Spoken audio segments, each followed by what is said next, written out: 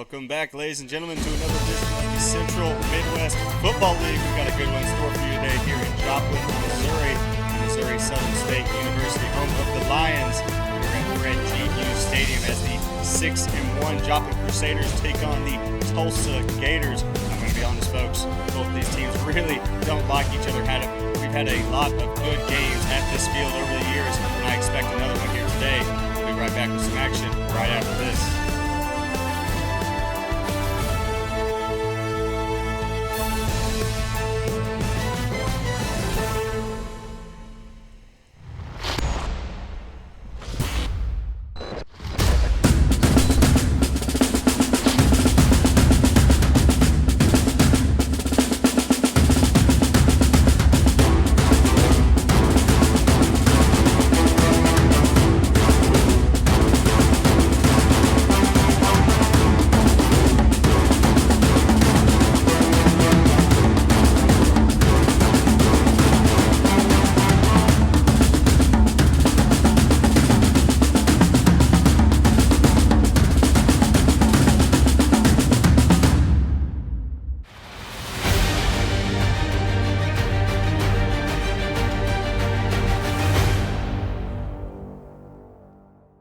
Mowing your yard just got easier.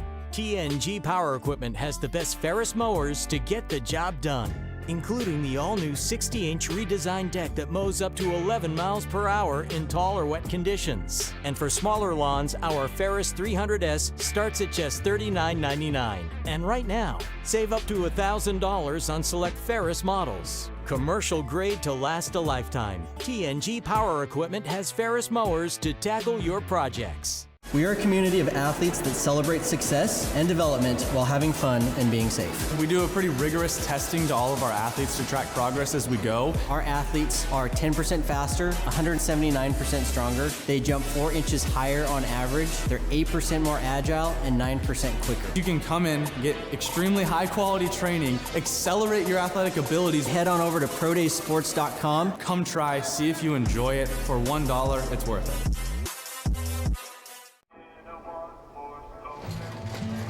She was a good companion, eyes like the Grand Canyon. She was an American beauty,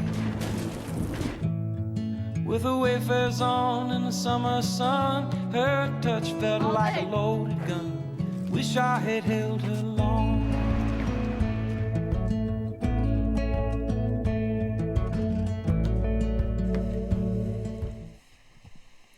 Welcome back.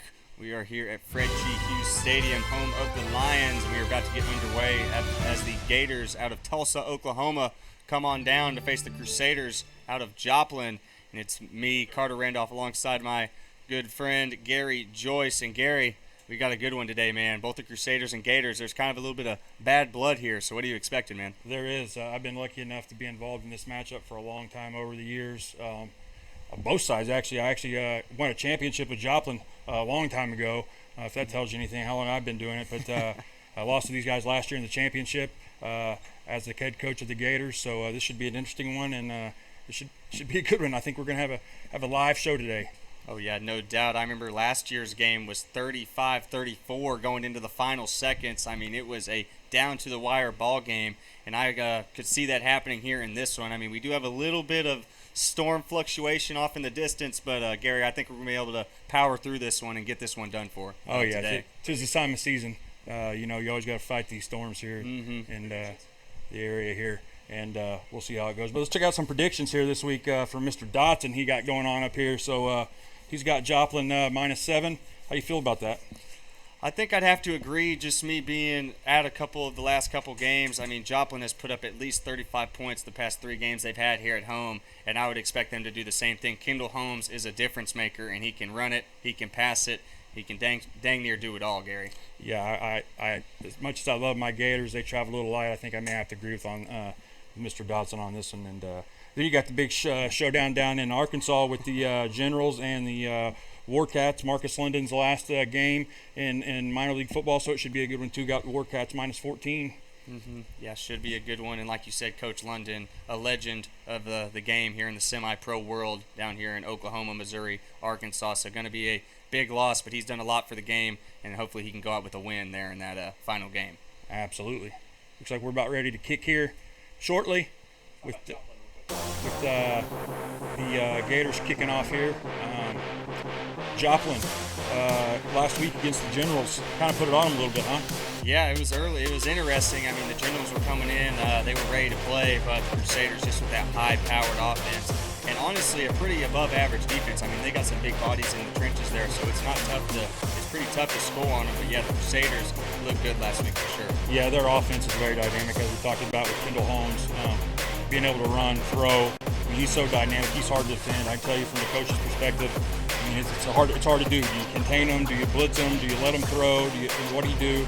He usually makes you pay one way or the other. And today, I don't expect him to do anything different than what he's done. So it should be interesting. No doubt. And like I stated earlier, Crusaders 6-1 on the season. The Gators are 4-3. There is a little bit of playoff credibility here in this one. The Crusaders could fall from that 2 seed, maybe into a 3, and maybe the Wichita Skyhawks able to sneak into that 2 spot if the Crusaders were to fall today. But we are about to get underway here, folks, in Joplin. Looks like the Joplin Crusaders are going to take the kickoff first, see if they can put some points on the board early, and the Gators looking to see if they can make a stand there. They kind of make a statement here on this first possession of the game, Gary. Yeah, they're going to get after them early. I just know with Joplin's offensive, philosophy on things and the way Sam just tends to do things, he'll get after them early. But it's going to get off it now. It's going to happen quick, so Gators better be ready. I would say so, but national anthem going on right now as we're about to get underway, and I think it's going to be a good time to get our starting lineups in there to maybe get a couple of the big key players out in this one. Tajon Curry, that first receiver you see, number 6. Look for sparks from him. Last game he had a couple of touchdowns at over 120 yards receiving, so look for him to make a big impact. And then Gary, Lupe Prado Jr., he's been doing it here for a couple years now. Yeah, he's special. He's athletic. He can make every catch he needs to, no matter where it's at. He can go up and get it. He's just a playmaker. But those guys up front, with Adams and Jackson, Shaw and all those guys, they've got a lot of experience up front, and they're big and they're nasty, so they're not afraid to run the ball either. So it's going to be fun, entertaining. Now we just see the other side of the ball, the people that win the championships, you would say, as we see the Joplin Crusader defense. Last week I saw a lot of Braxton Hubbard there on the D-line. He was making a couple big impacts. Dougie Moore, he's also a good linebacker there for the Crusaders. And then, of course, Quinnell Johnson holding down the deep end for him at safety. He's a kind of a ball hawk, for lack of a better word. Yeah, they definitely, their DBs aren't built with that philosophy of they play DB because they can't catch the ball at receiver. The guys are definitely ball hawks and do a good job attacking the ball in the air. But again, show my favoritism a little bit to the guys up front. Those down guys, man, they get after it. So, man, here we go, baby. It's about to get live and fun. Yeah, excited.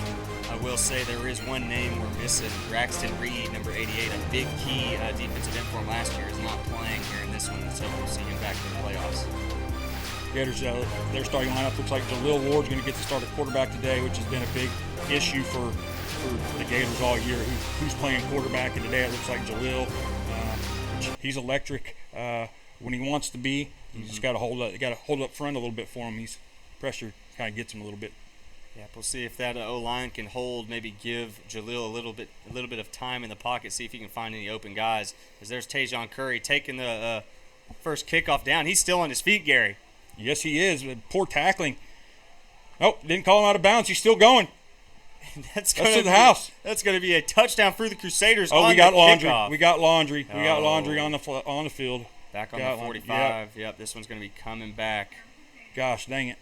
Well, you called him out pregame, and he makes you look like Notre Dame right there, man. He goes to work right from the get-go. So I've seen it many a times, man. Tajon Curry is a freak of nature, and if he sees any sort of daylight, he's going to try and take advantage. Sadly, though, there is a piece of laundry. It is going to be coming back, and I think they still are going to get pretty good field position because it was at the 45, so I'm assuming they're going to take this one in between the 30 and 35 to start this one off. Yeah. Gators get a big break right there. Man, that's a poor tackling from the Gators side. They need to wake up I know they're a little short-handed over there today, but if they don't wake up and come to play, it's going to be a long night for them, and nobody wants to see that. So No, not at all.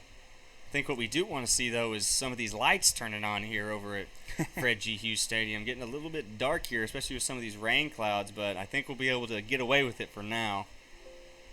yeah, it sure would. A little dark out there. Mm-hmm. And then now looks like they're going to start at around the 34-yard line. Don't see, I'm looking for the ball. Oh, there it is. Never mind. They're going to start at the 38. Looks like we're held up right now waiting on some chains. The old typical chain gang situation. I always like to start with this story. No, it never gets better than my second game here. One of the chain gang guys only had one leg. So they were kind of in slow motion on that one. But we got through it, and it actually ended up being a really good game. But there you I go. just like to say, as long as they got both kickers down there, we'll be good. Yeah, it looks like we got a couple guys heading on over. Hopefully they got the chains over there. It looks like they got the bodies now. Hopefully we can get the chains to actually get going and rolling. But see a couple rugrats you might be able to throw out there. this is semi-pro at its finest. Been there, done that too many times. No doubt. Hopefully we get this thing started quickly, though. I am a little bit worried about the rain, folks. I mean, those clouds are getting darker and darker, man. You know, obviously in a facility like this, lightning is always a worry, you know, and the officials, I'm sure, they're going to follow some sort of high school rules in terms of lightning safety, I would think. So that rule is, you know, if lightning strike was within a certain amount of distance, a automatic 30-minute delay, et cetera, et cetera. So it can turn into a long delay really quick if we don't watch out. But we still don't have any chains. But let's take a look at the rankings while we got a minute here. See what we got going on. The Bears are up top. They're kind of running the show right now. What do you think about the Skyhawks? Tell me what you think about the Skyhawks. I have not seen the Skyhawks in action as of yet, but from what I've heard, they are one of the few teams here in the league this year that can really put a fight up against, say, the Bears or the Crusaders or the Cyclones. One of the few teams that really has it on both ends of the ball. They got a decent offense, and their defense is one that can definitely make a stand, need be, Gary. Yeah, they really surprised me last week, or a couple weeks ago, by shutting out the Gators 28-0 at home, which is something that's never happened. The Gators have never been shut out, but I think they're kind of the dark horse, and I really don't think I say they're a dark horse. Going into the year, maybe a dark horse, but at this point, everybody knows who they are. They have one loss to the Bears, and it was super close in Oklahoma City. So playing in Wichita, if you haven't ever played in Wichita, I can tell you right now, that is a very, very, very difficult thing to do. So you do not want to go through Wichita on your path in the playoffs. So it looks good. Plus you got the Vipers and the Cougars working their way up too at the bottom. So there's a couple teams that can cause some problems. But the good news is here, looks like we finally got some chains, so we may get started here before too long. Yep, we're about to get started, and yeah, no doubt. And I think that's why this game does matter so much, because there is playoff movement that can be made with this game, as the Crusaders, if they do fall to that 3 seed, will come into that second round game just way worn out, where they could be switched and the Skyhawks could be coming Correct. Yeah, they're playing for that second place, which carries a first round bye, which is big. In a lot of ways, it depends on kind of how the end of your year started off. Maybe you want to play, who knows? But exactly. Sometimes you've got some crazies down there in the trenches. We'll just want to hit somebody. All right, we finally got Shane set, I think. We got 1st and 10 here, so I'm excited, guys. I'm excited. It should be a good one. No doubt. Looks like they got Elliott Hawkins next to Kendall Holmes, the big man. Man, I don't know if you ever seen Elliott Hawkins run, folks, but man, if he gets the ball, look out, because he is like a train coming through. It is a lot of man coming. A lot of man. Yeah. You better hit that guy down low. If you hit him up high, you're bouncing off. I promise you that. So. And me being a former safety, I will vouch for that. I was thigh guy only, man. There was no tackling high, or I was going to get bounced off, man. Here we go, Gary. It's underway. First play. Kickoff seemed like it was an hour ago, but here we go. There we go. Nice little spot pass, a little RPO action. A little quick pass out to the edge there. Quick gain. It's like number 21 there caught the ball for Joplin. Tevin Gibson with that first catch. Looks like 7-yard gain there. Quick, easy. Basically a little RPO there. He's just reading the overhang defender. If he attacked the run, he replaced him with the ball, and it was a good job, and that's tough to defend. And you expect to see a lot of that here for the Crusaders. That's kind of their bread and butter. When you got a quarterback like Kendall Holmes, I mean, you just got to give him options and let the man choose what's best for his club. And so far this season he has. Yep. This time they're just going to hand it to Elliot Hawkins, let him push his way for that first down. Hey, I'm telling you right now, if it's anything in 3, I'm giving it to Hawkins. I'm giving it to him, and we're going to go get the first. And right there, that's what we had. We had 2nd and 3 or 4, and they gave it to him. And I'm looking like, yeah, okay, there we go. They're giving them the first. And, well, the officials are motioning for first. We got a chain crew over there that doesn't know what they're doing yet, so we're practicing getting the first down. But we'll get there. And like we're learning. Yeah, we're learning slowly but surely. And like you were saying, Elliot Hawkins, within 3 yards, just seems like such an easy choice. I mean, just let the man bully his way through. And that's something that Sam Sturgis, who is the head coach of this Joplin Crusader team, he's kind of been able to focus on some of those guys. There's a big play there from Lupe Prado Jr., and he's still on his feet. Scratch that. Man, that same play we seen right off the get-go, the little RPO with the run spot option. Here we go. We're going to go back to the replay, man. It was, again, great play, poor tackling down the sideline. Luckily, they got a little touchdown, saving touchdown there tackle at the 4 or 5 yard line. But, man, Gators got to tackle. Yeah, Joplin on a roll here to start things off. And I know I said Lupe Prado made that catch. That was actually Josh Dickey, outside linebacker, but got him playing slot here to start this one off. And 2 big plays from number 27 here on this first possession. It was beautiful. It's a great play. Great job. Holmes read it perfect, and they attacked it. They had a little motion across. You're going to let the big man finish it out. Yeah, heck yeah. So he's going to make the edge. Bulldoze, I don't think he made that one, though. Oh, they gave him the touchdown. Yes, he did. They just gave it close to him. enough. Hits the pylon, and that's 6 for the Crusaders, folks. They take the early lead here. Great perimeter blocking by the receivers down here on this end down here. I mean, that as an offensive lineman myself, I love blocking. I love receivers that block. Number 6 down here, Mr. Johnson down here setting the edge, which allows the receiver to get in and score. That guy can do it all. Okay, we've seen him on the kick return. Now we see him on a block. So it's good stuff. No doubt. Had a big block there from Hawkins and Tajon Curry, which, like you said, set the edge and basically made it a walk-in as he didn't get touched until he basically hit the end zone. No kicker. It looks like we're going for 2 early here. I should have mentioned that from the beginning, folks. This is the kicking game is not something the Crusaders like to do. They like points, and they like them now. So expect a lot of 2-point tries here in this one. Kind of a dot there from Kendall Holmes, but I think he let him just a bit short. He hasn't made a decision. No. Okay, there we go. No good. Man, that was not a bad play. Not a bad attempt there, but he was a little short. So makes it 6-0 here. And, man, the Crusaders got on them quick. Let's take a look at the defensive leaderboard throughout the league. We just talked about Wichita and how they're kind of a dark horse. Points allowed, 28. 28 points allowed on the year. That is insane. And you got the Cyclones right behind them with 44. I mean, those guys can play some defense. And then here you go. You got the guys scoring points. Joplin, we see them right here, 245 points on the year. And we see how. They scored right there in a minute, 2 minutes, 2.5 minutes. So they score often and early. No doubt. Columbia Vipers, Missouri Cyclones not too far behind either in that 3 and 4 spot. But we're getting back into the action with 12:15 left in the first.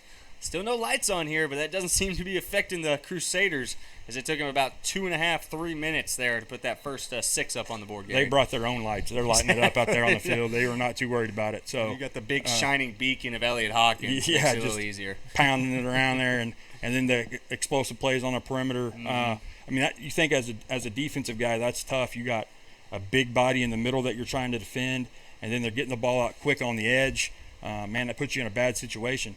If I am Tulsa, and I've struggled on offense this year, my goal when I get the ball is to milk as much time off the clock as I possibly can and make this game last as long as I can offensively. I'm just trying to get 3 yards in a cloud of dust and stretch this out and not let Joplin have the ball, because as you've seen, it's not good. And I'd just milk it. That would be my philosophy. I'd take as much time on the play clock as I could every snap, and man, stretch this thing out. But we'll see what happens here. I couldn't agree more. I mean, with such a high-powered offense like we talked about, I mean, you've got to keep it out of their hands. And honestly, if you can do that, gives you that sliver of hope. Here we go, a little squib kick. quick return there by, looks like number 11. Number 11, Chase Silman for the Gators. Doesn't have a position mark, so we're just going to call him the Swiss Army knife here for the Tulsa Gators. He do it all guy. Team. Oh, yeah. Do it all guy. And I'm sure the Gators will be happy with that first kickoff return, getting them down to the 40, near that halfway mark. So going to be a good starting spot here for the Gators out of Tulsa, Oklahoma. So here's the kicker. So the Gators are going to come out on offense. We listed Jalil as the starting quarterback. I do know pregame Jarius Moll was warming up some. I don't know who's going to get the nod. We'll see here on the break, but either way, it should be exciting. Obviously, they got to help get these chains set up because it's 1st and 6 according to the chains instead of 1st and 10. But again, we're learning. Exactly. And it looks like they're going to go. Looks like that's Jalil back at the quarterback position. We go with number 5, Jalil Ward. This as an athlete, I'm sure we're about to find out why. A little bit of a bad snap, though, but he's able to maybe inch his way. Still on his feet, finally wrapped down for about a yard, maybe 2, Gary. That was a lot of work for 2 yards. Yes, a lot. Looks like the Gators O-line is an area that didn't travel very well today, which is an area that they've actually been their offensive line, from what I've seen this year, is actually pretty good. Doesn't look like those guys made the bus today, so they kind of got it pieced together. And I know some of those guys down there playing, they're capable of playing. They just got to gel together and kind of get going a little bit here, and they'll be okay. Exactly. Once the end of this quarter happens, maybe just get a couple reps, a couple snaps together. First snap of the day, and there it is. There's a good one right to the chest as they're going to try and run it here. Goes nowhere. So that was number 1, Isaiah Chapman, who gets the first rush attempt of the day for the Gators and loses a yard or 2 on it. Yeah, man, here we go. We got 3rd and 11. Obviously, this is bad right here. So what's going to happen is I'm sure the Joplin's going to dial it up and bring some heat, and the Gators better be ready with their offensive line. They kind of got put together out there. Now, on downs like this, though, big plays are able to break too, if they're bringing the pressure. There's some opening areas there, but we'll see what happens. Big down, though. Like I said, we hadn't took too much time off the clock, so. Yeah, like you said, they needed to milk it, and right now they're looking at grim territory. Jalil Ward gets pressured early, finds a guy in the middle of the field, though. Got it completed. Got him Still working. On his feet, and he's going to get the first down, Gary. Wow, there we go, the man. Water. Sometimes magic happens. That looks like that was complete to Jarius Moll there in the middle of the field. Great job by Jalil, just buying time with his feet and finding a guy sitting down in the middle of the field. And Jarius Moll, if you don't know, there may not be a more a football player in this league with more football IQ than him. He's going to find a spot to sit down and make it happen, and he did right there for the big first down. That was huge. Yeah, no doubt. Great pocket presence there from number 5, Jalil Ward, because, he was getting pushed and close to the danger zone in that front of that pocket, but ended up able to wiggle his way free and find a guy. And I think that's going to be a free play. No flags on the play. Okay, I was wondering if you saw that. Looked like everybody a little bit early there, but Just a good jump. Yeah. You can give us looks like the Gators got 3 yards there on the first for Isaiah Chapman on the carry. The Gators lined up in a little bit of 2 back there, which I haven't seen too much of that from anybody in semi-pro football in a long time. People don't like that 2-back stuff. That's too archaic. Yeah, it seems a little medieval, but I've seen Joplin kind of run it a couple times, and when you got Elliott Hawkins and a guy like Terriel Johnson, you can get in there. Kind of a yin and yang type presence. Elliott definitely helps that right there with your big package. Joplin looks like they're dialing up some pressure, and they are, but great job of picking up the protection by the back. Dangerous play. Very Dangerous play. But I thought there for a second, I saw number 3, Jarius Moll, rushing in. I was like, he might be able to snag it, gain a couple extra yards. But instead, it's going to be 3rd and 8 here. Manageable, still doable, and I'd like to expect, Gary, in this one, it's going to be a lot of 4-down territory. Not going to see a lot of, especially when you're past that halfway mark. Yeah, I don't know what kind of situation the Gators are kicking-wise, so I don't know if they got a punter or not. I know warming up, they had a guy that was kicking a little bit, but they have a deep snapper. I don't know. So yeah, that is, they have a holder. Yep, you need the whole enchilada if you want to get those babies in, especially. Pretty sure that guy was kicking them from about the 25-30 yard line. He was giving a pretty good boot on it. There it is. Same thing. Is it right? Oh. I think that was caught. What's the signal? He's still going.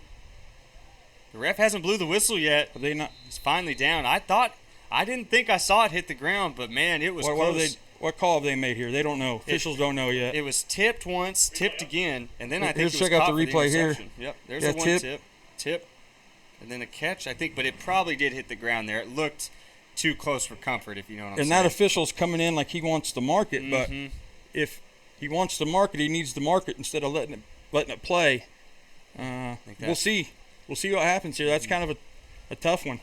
And then there's a flag right there in the back near the 40. So, yeah, we're going to have to see and wait what happened here. Got a lot to sort out here. Now, here's something I've noticed as we kind of got through the chain crew and all that. But Jack's playing this game currently with 3 officials as well. Not even 4 game officials. So calls like this aren't good. So yeah, just noticed that too, Gary. Yeah, they only have 3 officials. One of them must have had car trouble or something getting here. That's too bad. Yeah, I could not see the call there. Looks like they're calling it incomplete because I think I'm seeing a couple red jerseys looking a little bit upset about it. But I think the ref's about to give us the call here. I think. No, they're going to call that an interception. The referee's walking the ball down to about where he caught it near the, what is that, the 27? There you go, Joplin's ball. So First down at the, worked. Yeah, now, again, based off replay, looks like that hit the ground. If you have that back judge, that 4th official that should be here to make that call, that's probably made a little bit better. But when you don't, you end up with that. Because right now, with the 3 officials, they're running with the white hat back behind and 2 linesmen, so they have nobody in the back to witness that, to get that call. So that was something that went against the Gators right there on that lack of official. Yeah, that's a good point. That white hat's going to have to be looking through a lot of bodies to try and see that. So, yeah, that back judge might be kind of a difference maker here in this one. As Kendall Holmes going to hand it to Elliot Hawkins. There we go. Big attack right there. That's Austin Romine, 51 from the Gators on the big tackle for loss. That's how you got to get Hop. You got to get him now. If you don't get him now and get that, let him get some speed rolling. Bad news. Yeah, wrapped up the legs, got him down. That's going to be a huge start here for this Gator defense. The Crusaders scored on about 5 plays to start this one off on their first drive. So they're needing to kind of make a statement here and let the Crusaders know that they came to play. Yeah, up front defensively for the Gators, there's been a consistent player all year, Sir Henry Warner. That kid, I've coached him a long time, and I talked to him before the game, and he said he's having a career year. He hadn't had 9 sacks since he was in high school, and so he's playing really well, and I expect him to play really well tonight as well. He plays with a high motor and gets after it, and I don't expect anything different. So. It's a nice play by number 3, able to get to the outside, wiggle his way for about 6 yards. Going to make it 3rd and around 4. Now this is, as the defense, this gets tough, with Holmes.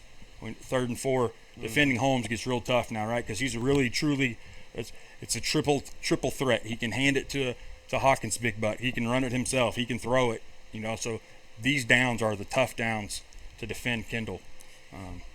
And that's where I say Kendall's probably made his biggest improvements from last year, because last year you could kind of bet on that run play 9 times out of 10. But this year he has been able to wing it to a couple of his receivers pretty consistently. As we see Elliot Hawkins just give a little juke and then lower the helmet, and there he goes for about 10 to 15. Goes back to that comment I made earlier. If it's 3rd and anything, I'm giving it to him, and they're living by it because, man, he just great job up front by their offensive line, really. Great crease right there. To get into the coaching side of things a little bit, Joplin will get into that trips bunch when they want to run Kendall on the edge, and they did that there and ran Hawkins underneath, which got some backers out of the box a little bit. So that was a good job by good job by Joplin on a play call design, but right there got some pressure. Yep, couple white jerseys able to wrap up Kendall Holmes where he was able to escape the pocket, and that's about a loss of about 7 to 10 yards.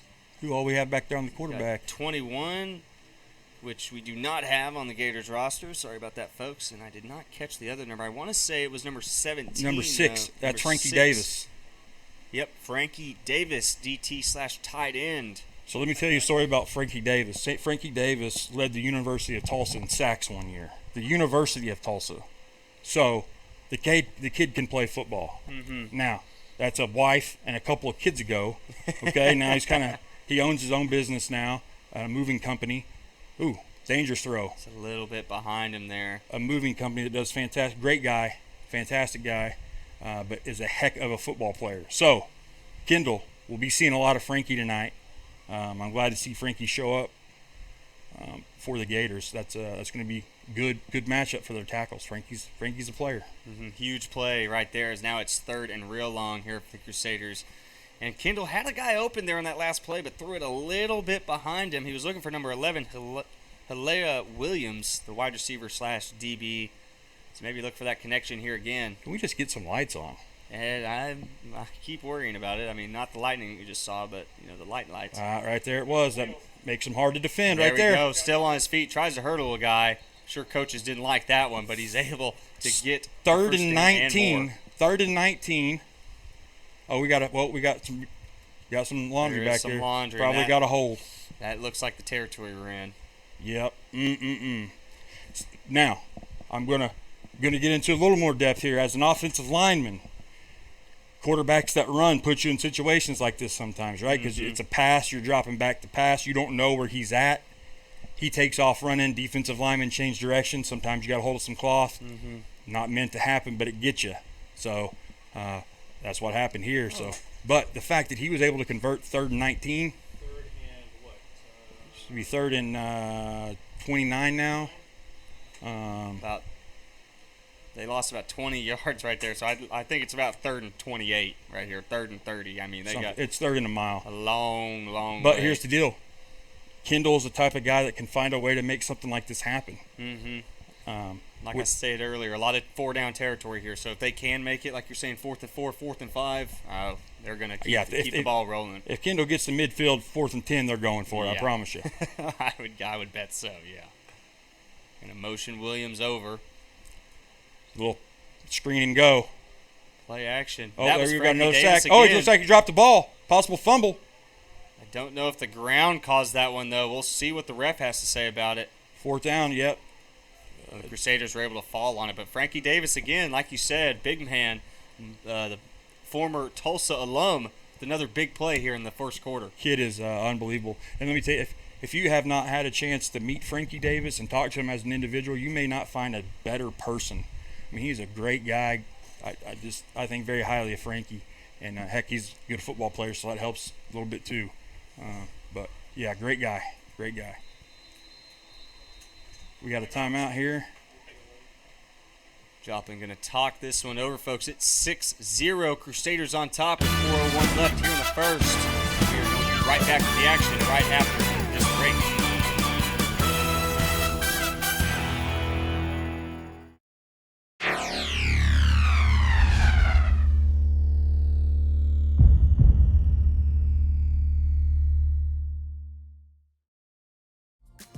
Nestled in the heart of Baxter Springs, Missouri, the Little Brick Inn stands as a testament to local charm and genuine hospitality. As a locally owned establishment, we take pride in offering a unique and cozy retreat for our guests. To reserve your room, visit littlebrickinn.com.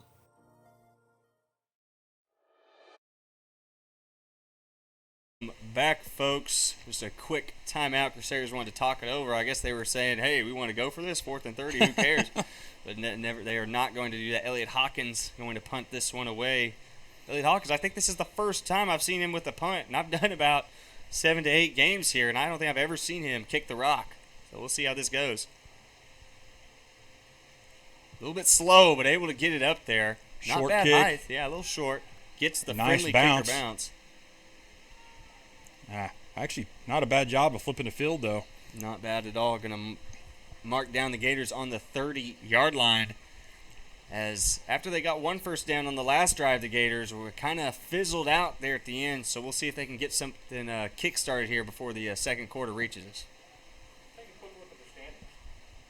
We're going to take a quick look at the standings here just to kind of get a breakdown. You see we have the Gateway Conference and the Great Plains. This is a Great Plains Conference matchup as the Crusaders 6-1 with a plus 74 point differential going up against the 5-seeded Tulsa Gators with a plus 8.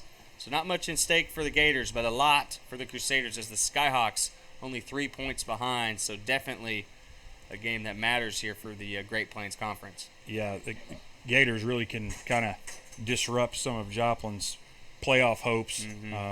Again, back to as we talked about at the beginning of this matchup, not a lot of love between the two of them. So if they can disrupt something, they'll do it. I know that's what they're gunning for, is to make those guys go on, not have a bye. Tulsa Gators actually the 2023 CMFL champions. Actually won the whole thing last year, seeing if they can repeat here in 2024. Nice little 8-yard run there by Isaiah Chapman. Good job by that second back setting the edge. O-line did a good job right there. I mean, heck, that was a good football play for him. Just easy outside zone play. That's the things they have to do. They have to be able to run the ball like that and control the clock. Yeah, and I like to see the defensive side. It was number 5, Quinnell Johnson on the tackle, a cornerback coming downhill making a play. So the Gators trying to run it up the middle, and I think he was able to barely get back to that line of scrimmage. Maybe lost a yard. Looks like he lost one. It's all right, though. You're 3rd and 3. Okay, so you're in a good situation here where, as an offensive play caller, you're okay at 3rd and 3. You're not very good at 3rd and 9. You're a little bit better at 3rd and 3, 3rd and 4, especially with somebody like Jalil playing quarterback who can run and scramble, and we've seen him make some plays with his feet and buy time to complete a pass. So it'll be interesting to see how this all shakes out right here. Big down for him, though. No doubt. I wouldn't be surprised to see him maybe go over the top here, see if they can catch Joplin off a little bit by surprise. They just do a quick screen, right, find number 1. Isaiah Chapman on the catch, another big gain. That was a great job. Great job by Jalil, getting rid of that ball quick. As we see here, man, it's a catch-step throw. He felt the pressure, got rid of it now in that void. Yeah, just replaced the blitz. Saw 21 in that other linebacker blitz from that right side and just threw it right where they used to be. Fantastic job. Hey, it looks like we're getting some lights on, though. Are they finally getting these babies turned? Oh, no, that's the baseball field. That is the baseball field. They thought about us, but not yet. Looks like we have one light on down here on this end of the field, which is lucky where we're at. Yeah, for sure. I guess we'll just have to play down here for the lights. I guess get my phone flashlight going, but I don't know if that helped. Maybe we can pull up the cars around the stadium, everybody turn their headlights on, we can get after That the Remember the Titans special? That's right. Save Sam some money. Here we go. We got a deuce look here from the Gators offense. 2 receivers left, 2 receivers right, 1 running back next to Jalil Ward. He's going to drop back again, maybe try and get himself into a groove, break out to the right, floats it back. Maybe that was a design screen. Did that look a little designed to you, Gary? No, I think they're trying to run a little snag concept there. Pressure pushed him out, and that's where he thought he could go and try to channel his inner Patty Mahomes and throw back against the grain, which is obviously very dangerous. But, hey, they got 2 yards out of it, and they're moving the ball, and they've done a great job here with the clock, right? They got an opportunity here. I mean, they snap it one more time before they end the quarter, which is, I mean, that's the stuff they need to do. They need to prolong this thing. Keep the ball out of Kendall Holmes' hands, no doubt. Number 14, Caleb Stacy, was the guy to come down with that catch. Good football IQ from him, able to stay in that open area, not work his way to a defender and hurt his quarterback, but helped him staying in that 5-yard area, keeping himself clear. So Ward having to break the pocket again. Too much. Luckily, he didn't lose the ball right there, Gary. I saw that thing swinging around all loosely. I didn't know if that was going to stay with the boys in white there. Yeah, dangerous. Dangerous. But, hey, bring up a looks like a 3rd and 21 here. So, looks like they're going to take it to quarter, though. Looks like we got into the quarter here in 2-3 seconds. But what a game. What a game. Honestly, I expected more points in the third quarter, but good defensive outings here at the start of this one. Crusaders on top of the Gators, 6-0. I'm Carter Randolph alongside Gary Joyce. This is Southern Sports Network. We'll be right back. I can feel the warmth deep down in my bones. I know that I am home. I miss him too. Love brings us here. Together's where we all belong. You're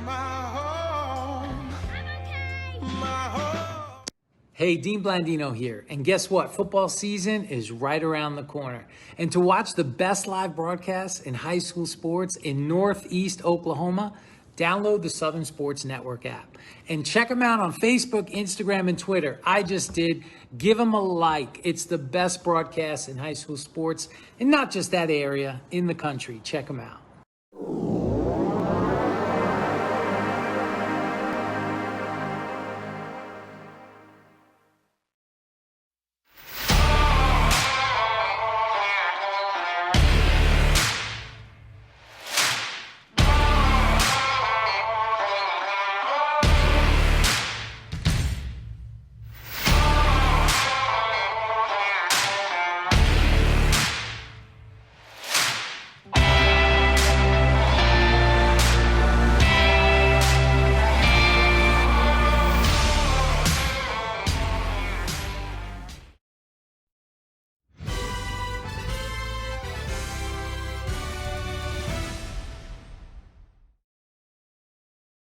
At Missouri Southern State University, as the Crusaders have taken a 6-0 lead as we get the second quarter started. And we finally have got some lights on. I can see two of them now. I guess that makes three with the one over here on the left. But right now the Gators actually having a pretty good offensive drive. See if they can keep it going. A bad snap there, though. Yeah, there we go. They were 3rd and long, and Joplin knew it, and so they brought some heat and got to Tulsa quick. And, yeah, another sack there. So, looks like we may have a looks like potential injury here. Kicker out. Yeah, lineman staying down a little long. That's number 75. Kirkland Beeler, it looks like. Brandon Zuniga. Gotcha. He is able to walk off on his own power, so hopefully he'll be able to come back out for that next possession. Now the Gators are trying to make sure they got enough for punt.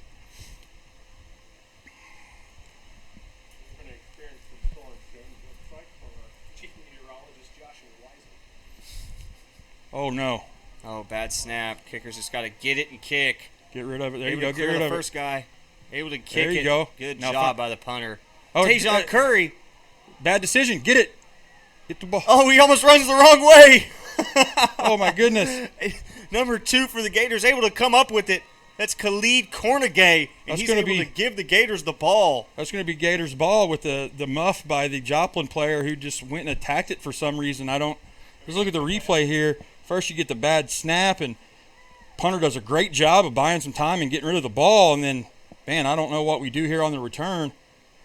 Tajon Curry, usually sure-handed. I mean, he was just trying to do a little too much there, Gary, and it ended up biting him right back in the hand. Yeah, which big break for the Gators. Yeah. Big break. 1, they get possession of the football. 2, opportunity to run more time off the clock. 3, they're in Joplin territory. If they can put a couple plays together, maybe get some points on the board. So a big break for Tulsa. Oh, if I'm the Tulsa head coach right now, I'm telling them it's now or never, boys. Let's get back into this thing. Let's show them we're here to play. Getting the ball on the 40-yard line.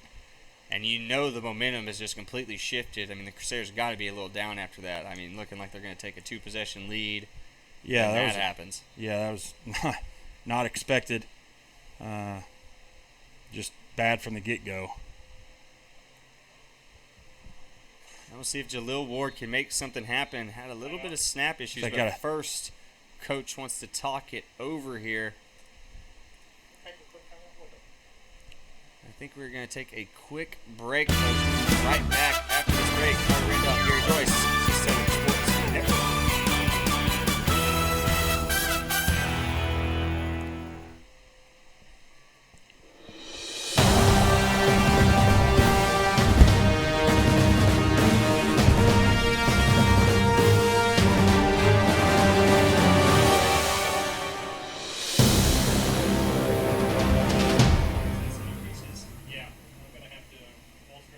In 1851, the Cherokee ignited the lamp of learning in the wilderness. For more than a century, this has been a gathering place where minds are developed and lifelong relationships are made. where dreams find direction. The lamp burns brightly still at Northeastern State University.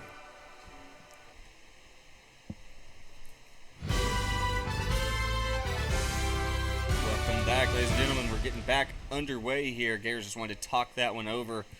It looks like they're going to come out of the timeout with a trips right setup, one running back and one receiver on top. Bad snap again, though. Able to flick it over. Tailback screen. Plenty of room. Nice play. Nice play. That was Isaiah Chapman with the big catch and run. Yeah, it was kind of, I want to say a screen. It was designed like a screen, but not a lot of linemen downfield to block, which is really good. I mean, they just, again, replaced bodies. You know, usually you see a screen and you let it develop, you know, but that was a screen that happened right off the bat, and it had to, because the Crusaders were bringing about 4 red jerseys in, and they were coming in hot. Sometimes you got to make things happen. That's why they put him down as an athlete right there, Jaleel Ward, because that took a little athleticism, a little flick of the wrist. Next thing you know, 12 yards and a first down. Going to go back to the trips right, and this time they're going to hand it off to Isaiah Chapman. Didn't get anything there. Got stuffed up the line. That Joplin D-line is aggressive. You know, they do a really good job of disguising what they do. You know, they have X amount of down guys, but they got, 3 down guys and 4 linebackers standing on the line of scrimmage, and you don't know who's coming and who's not. And so as an offensive lineman, it gets difficult, especially in the situation here. The Gators kind of have a little bit of a makeshift O-line and haven't worked together a whole lot. They're kind of sorting their way through it, and it's kind of tough for them, especially with what Joplin's doing, which that's why they do it. That's why Joplin does it, because it's tough to block up every week. So exactly like you're saying, and I thought number 88 Braxton Reed wasn't playing for the Crusaders D-line, but he's out there, so that makes them 10 times tougher than what I thought they were to start this game. So the Gators are definitely in for a long one, especially in the A, B gap, C gap run game. Yeah, and they had another little setup right there where they brought pressure off the edge, and they tried to replace the pressure, but just an errant throw there by Ward and incomplete pass. But I think they're trying to get a feel for what's going on, and I like the idea of what the Gators are trying to do offensively. Heck, they've ran 3 minutes off the clock here, start the second quarter, so they're doing a great job with that, which is obviously important. So that's going to be 3rd and 10 here, Gary. Got a decent long way to go. But mine just got a free 5. I guess not. No, they did not make contact, so it was a free. They didn't snap it, so nice run, tough run for a couple of no gain. So based off NFL rules, defense can jump and get back as long as they don't make contact. Okay. Unless the offense snaps it. So if the offense snaps it while they're across the line of scrimmage, then it would be a free play, and they could snap it and do whatever, and the end result would be the penalty if that's what they wanted. Yeah. In that situation, they jumped and didn't make any contact and got back. So there we are. Looks like Tulsa's lining up for a field goal. So like I said earlier, he was kicking them from about the 25-30. This one's going to be – the holder's going to be getting it on the 35, so we'll see. It looked like he had the leg to get there. We'll see if he can get some air under it on this They one. better, because this is returnable. So if it does not clear the back line – now there's a free 5 yards.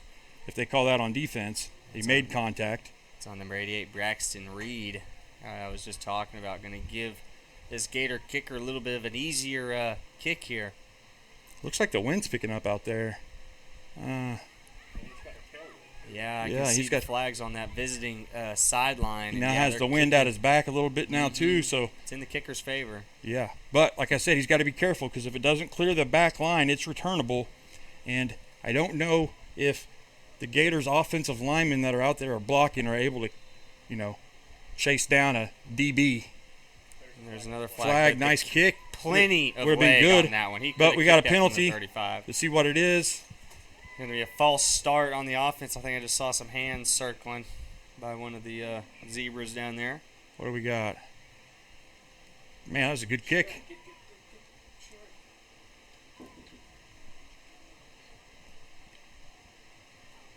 Yep, going to be false start on the offense. Whoa, big lightning flash there. we had false start on the offense. It looks like the due to that lightning strike there, looks like the officials are about to put us in a delay here. Security, safety, yeah, all the good stuff, folks. Big roll of thunder there. So, hey, here's the good news. If you guys are on here watching this, there's a good chance you're going to get to listen to a lot of me talk. I know everybody signed up for that.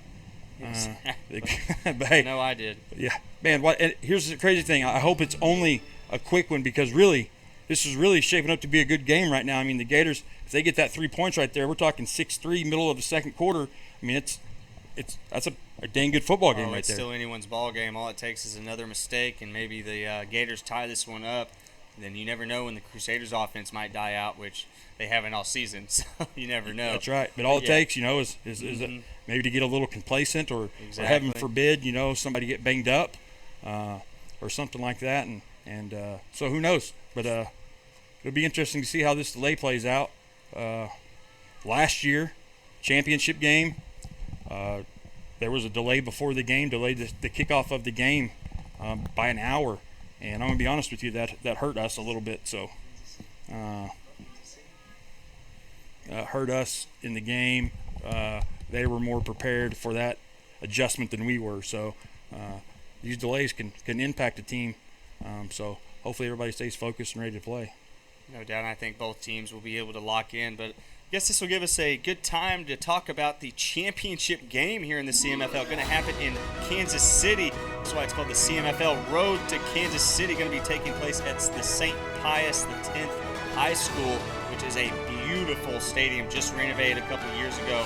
There's a beautiful little lookout right in one of the end zones. So definitely a great spot. And I know every team here in the CMFL is wanting to make it to that game, Gary.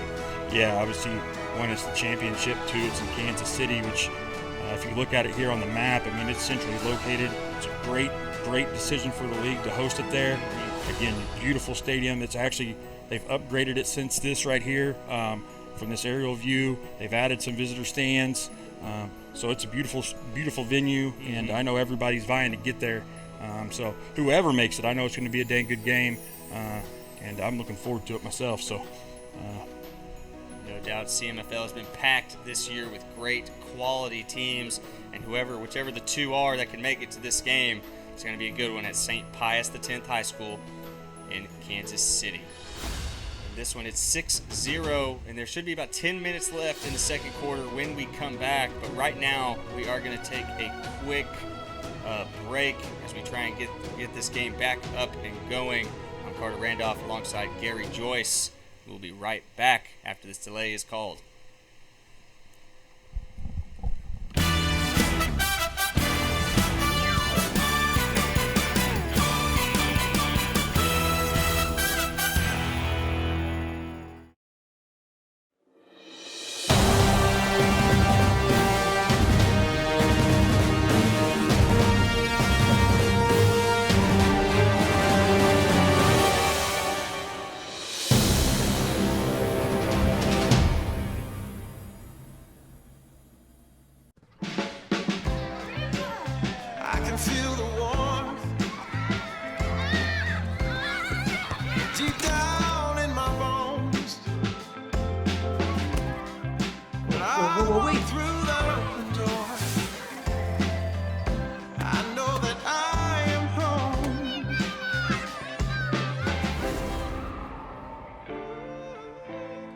I miss him too.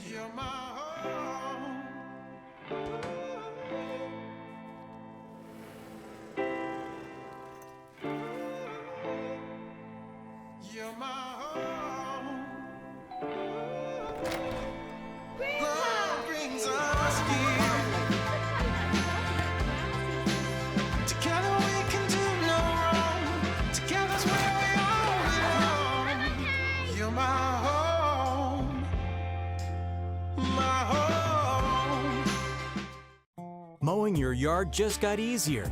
TNG Power Equipment has the best Ferris mowers to get the job done, including the all-new 60-inch redesigned deck that mows up to 11 miles per hour in tall or wet conditions. And for smaller lawns, our Ferris 300S starts at just $39.99. And right now, save up to $1,000 on select Ferris models. Commercial grade to last a lifetime, TNG Power Equipment has Ferris mowers to tackle your projects.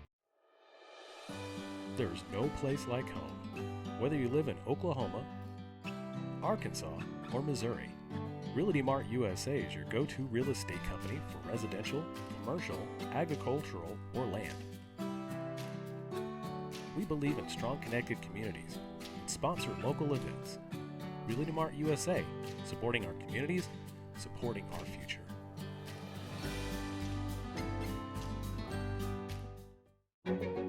A tradition of educational excellence, more than a century in the making, continues in Broken Arrow. Here, supportive faculty, in-demand undergraduate and graduate degrees, and affordable tuition make Northeastern State University your transfer destination.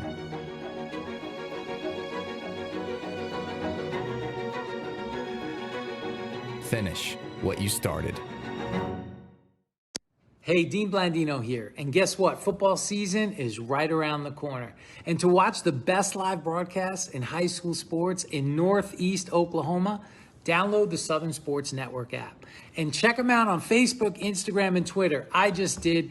Give them a like. It's the best broadcast in high school sports, and not just that area, in the country. Check them out.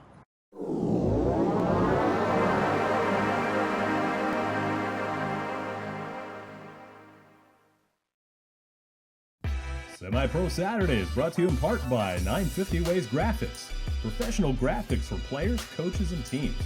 Trust the pros at 950 Ways Graphics and look them up on Facebook at 950 Ways Graphics.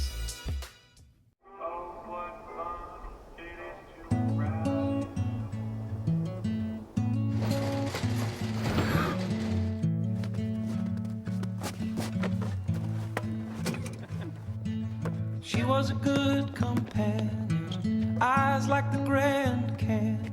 She was an American beauty. She was a long goodbye. She was the best I lived by. She was an American beauty. With her wafers on in the summer sun, her touch felt like a loaded gun. Wish I had held her long. Wish I had held her long.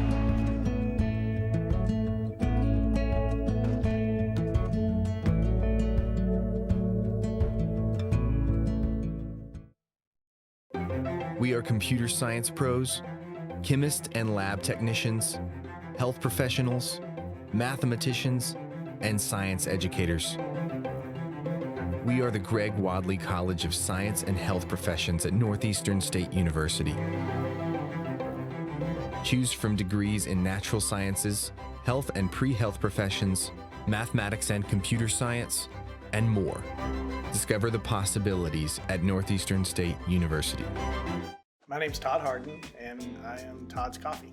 The reason I do this to begin with is because I really want people to experience coffee. What I'm doing and what other roasters are doing as well is, we're trying to figure out what the bean is trying to tell us. My goal and my customer really is, there's probably 2 out of 10 people that could taste the difference in one of my better roasts versus an average roast. If I can make those people happy, I'm making everybody happy. And so that's kind of my philosophy when it comes to roasting. You can just go to toddscoffee.com. You can get it whole bean, or I'll grind it for you. Either way, there'll be a drop down in there that you can order it that way. So order some coffee.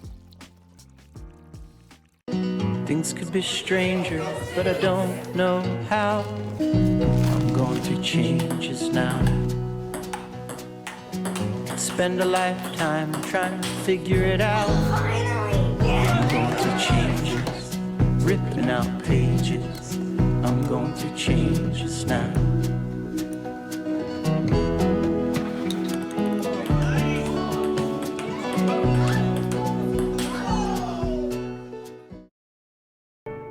The College of Education at Northeastern State University prepares educators, mental health providers, and fitness or health professionals with undergraduate and graduate programs.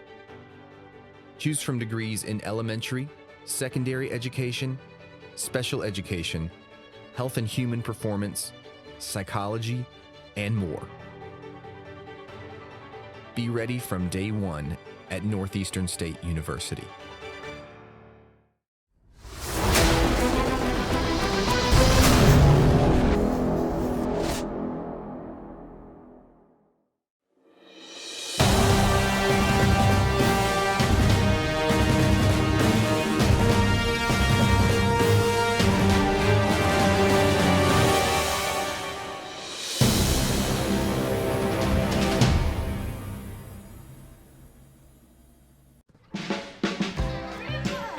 I can feel the warmth deep down in my bones. When I walk through that open door, I know that I am home.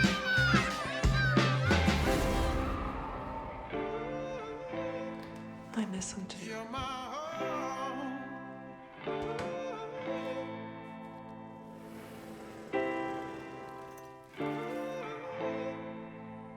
You're my home.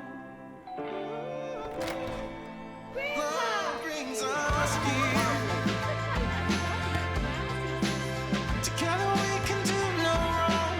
Together's where we all belong. You're my home. My home. Mowing your yard just got easier. TNG Power Equipment has the best Ferris mowers to get the job done, including the all-new 60-inch redesigned deck that mows up to 11 miles per hour in tall or wet conditions. And for smaller lawns, our Ferris 300S starts at just $39.99. And right now, save up to $1,000 on select Ferris models. Commercial grade to last a lifetime. TNG Power Equipment has Ferris mowers to tackle your projects. There's no place like home. Whether you live in Oklahoma, Arkansas, or Missouri, Realty Mart USA is your go-to real estate company for residential, commercial, agricultural, or land. We believe in strong connected communities and sponsor local events. Realty Mart USA, supporting our communities, supporting our future.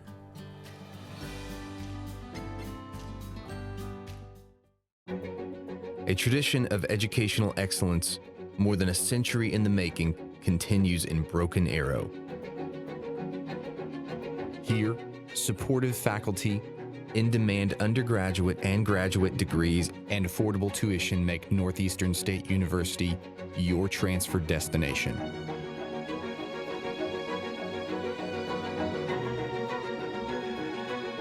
Finish what you started. Hey, Dean Blandino here. And guess what? Football season is right around the corner. And to watch the best live broadcasts in high school sports in Northeast Oklahoma, download the Southern Sports Network app. And check them out on Facebook, Instagram, and Twitter. I just did. Give them a like. It's the best broadcast in high school sports, and not just that area, in the country. Check them out.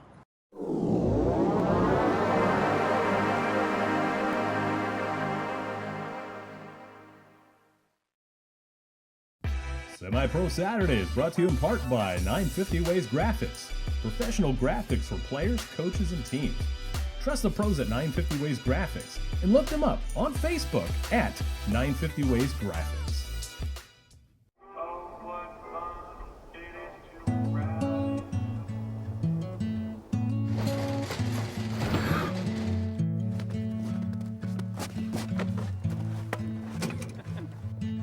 She was a good companion, eyes like the Grand Canyon. She was an American beauty.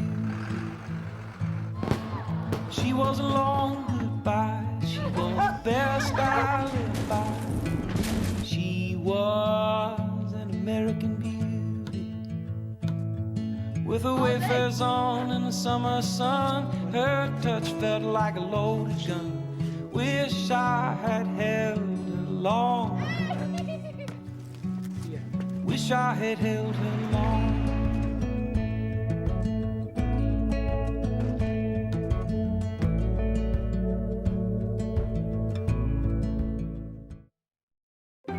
We are computer science pros, chemists and lab technicians, health professionals, mathematicians, and science educators. We are the Greg Wadley College of Science and Health Professions at Northeastern State University. Choose from degrees in natural sciences, health and pre-health professions, mathematics and computer science, and more. Discover the possibilities at Northeastern State University. My name's Todd Harden, and I am Todd's Coffee. The reason I do this to begin with is because I really want people to experience coffee. What I'm doing and what other roasters are doing as well is, we're trying to figure out what the bean is trying to tell us. My goal and my customer really is, there's probably 2 out of 10 people that could taste the difference in one of my better roasts versus an average roast. If I can make those people happy, I'm making everybody happy. And so that's kind of my philosophy when it comes to roasting. You can just go to toddscoffee.com. You can get a whole bean, or I'll grind it for you. Either way, there'll be a drop down in there that you can order it that way. So order some coffee. Things could be stranger, but I don't know how. I'm going through changes now. Spend a lifetime trying to figure it out. I'm going through changes, ripping out pages. I'm going through changes now.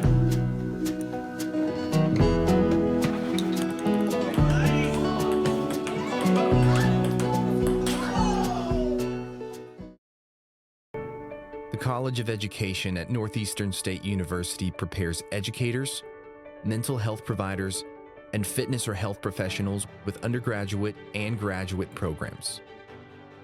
Choose from degrees in elementary, secondary education, special education, health and human performance, psychology, and more. Be ready from day one at Northeastern State University.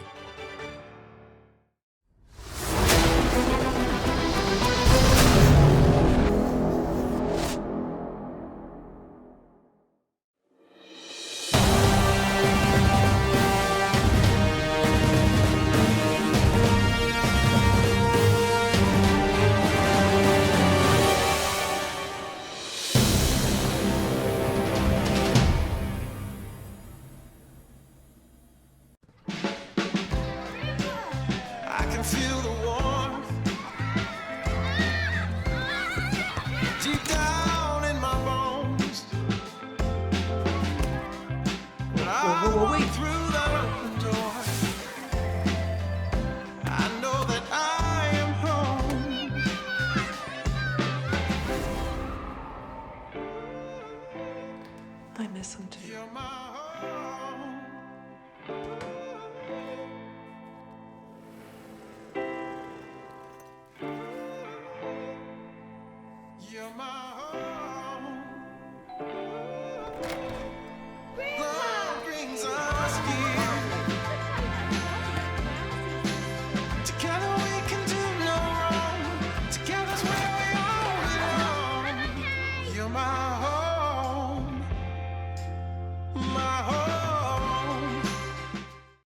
Mowing your yard just got easier. TNG Power Equipment has the best Ferris mowers to get the job done, including the all-new 60-inch redesigned deck that mows up to 11 miles per hour in tall or wet conditions. And for smaller lawns, our Ferris 300S starts at just $39.99. And right now, save up to $1,000 on select Ferris models. Commercial grade to last a lifetime. TNG Power Equipment has Ferris mowers to tackle your projects. There's no place like home. Whether you live in Oklahoma, Arkansas, or Missouri, Realty Mart USA is your go-to real estate company for residential, commercial, agricultural, or land. We believe in strong connected communities and sponsor local events. Realty Mart USA, supporting our communities, supporting our future.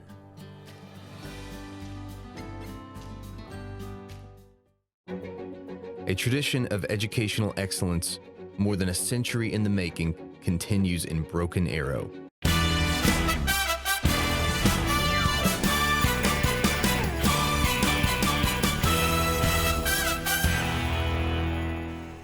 Welcome back, folks.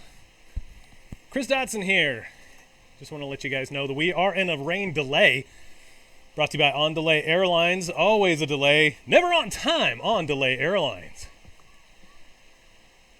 Do want to give you a heads up that... Oh, sorry. We got the wrong graphic up here today. It's been a fun day of errors and such here on the Southern Sports Network. But do want to let you know that we have had a rain delay. In rain delay, NFL and NCAA mimic each other.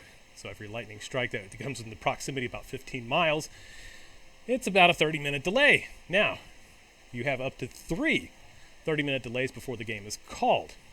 So with that, we're in rain delay number 1. It does look like, according to the weather charts, should push on. We should be able to get back into play here momentarily. Till then, we'll just go ahead and keep our graphic up here. And we'll let you guys know whenever we come back. Ready to play.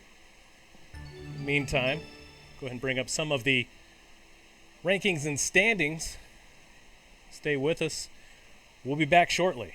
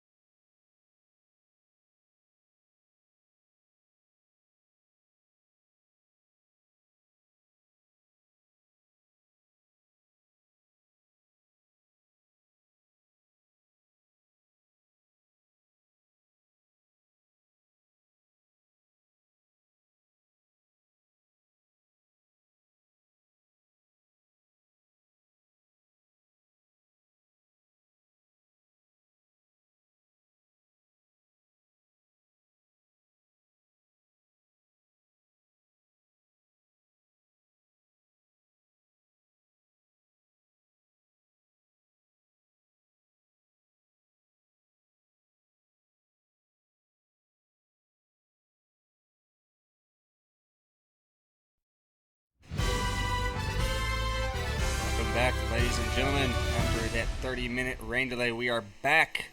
We are about to get back underway as the Gators look to try and make this a 3-point ball game. It is 6-0 Crusaders currently, but the Gators are getting a field goal opportunity here at about the 28-yard line. Looks like it's going to be a little closer than that. A little bit of a... Man, back and forth, yeah. Before the stoppage, Joplin had jumped off sides, and then Tulsa jumped off sides, and now we're just picking back up where we left off before the break. But yeah, here we go. I'm ready to this opportunity to be a really good football game still. I mean, there's 10 minutes left in the second quarter, and potential to be a 6-3 ball game. And man, it's a little bit more defensive than I thought. I think we both thought it would be to this point, but we'll see who gets going after this break. And I think that'll mean even more later in this ball game as the weather is looking a little gloomier than it was even before the rain delay.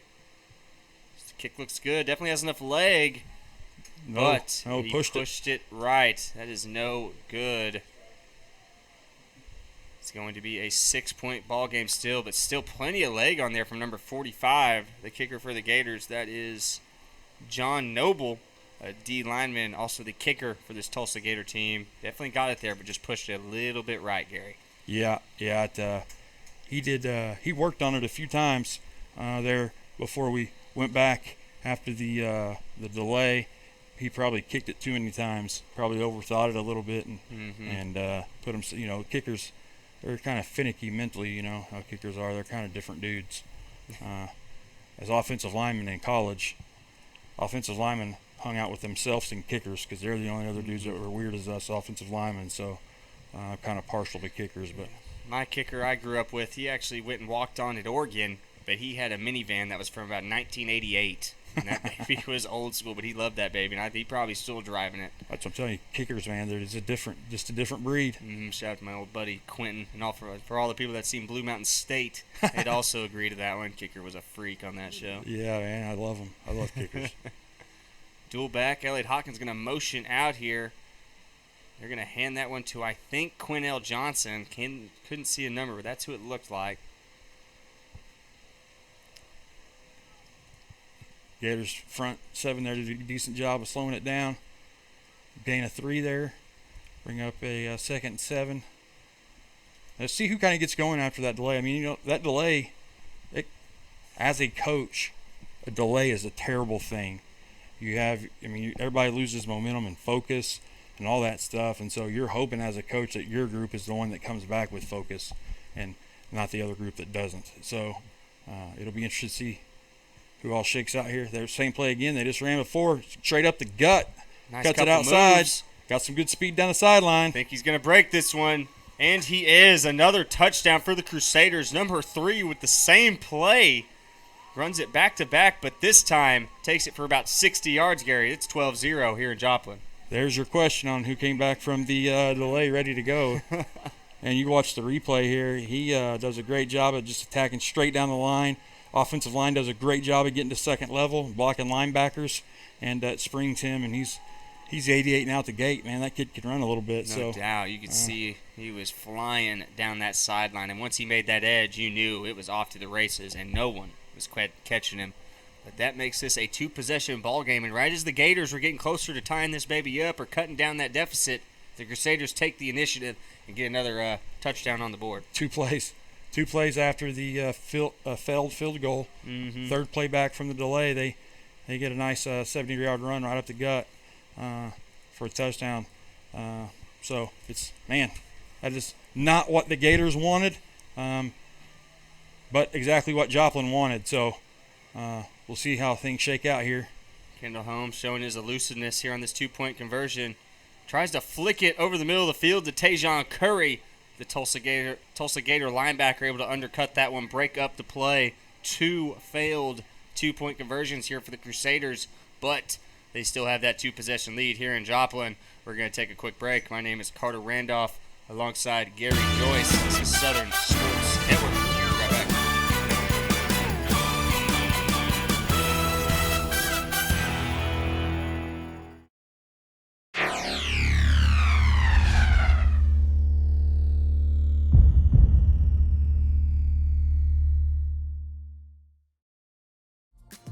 Nestled in the heart of Baxter Springs, Missouri, the Little Brick Inn stands as a testament to local charm and genuine hospitality.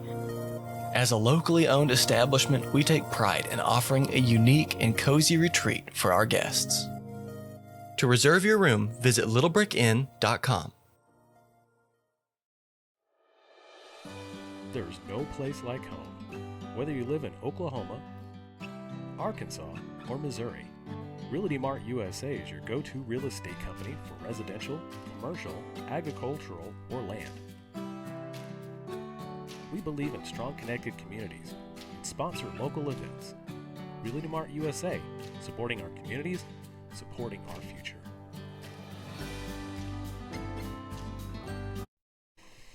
We are back just in time for the kickoff. Crusaders kicking this one away.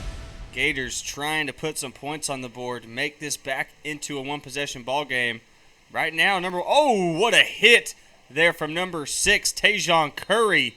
Wipes out the return man for the Gators, but nevertheless, 35-yard return there from the Gators, Gary. Yeah, Isaiah Chapman caught that ball with a purpose, and he knew where he was going, but so did the Joplin defender. He knew where he was going to, and made a nice little collision there. But it was a great return, put the Gators in good field position here to start off the next drive after the nice long weather break, and starting the ball here at the 33-yard line and seeing what's going on to see if the Gators can get some offense going. No doubt Tajon Curry giving a little bit of payback there after that last special teams mistake he made on the punt, this time on the kickoff, going and laying the wood on that Gator return man. What a play there from number 6. Yeah, he brought it. Like you said, going to start out on the 33 here. Gators still trying to get some personnel out there. Number 11 is going to run off here late. That's Chase Silman, the big boy receiver for the Gators. It looks like, I could be wrong, but with the remixed offensive line, it looks like Frankie Davis may be playing some guard for the Gators, which now is... that you say that, I see the black sleeves and the something dreads that, like I see on defense. And they ran right there back behind him, and he created a little bit of a hole and didn't do too bad there. So don't need much for Isaiah Chapman, as he's able to wiggle his way for about 2, able to push that one towards the 40. Got a little pushing and shoving there. Looks like we're going to have a penalty for a little bit of a little extra after the play. I think I saw a finger pointing towards the Gators side, so I think this might be a loss of yards here. Yeah. Badly timed, if it is, and it is going to go against the Gators. That could be a drive killer, Gary.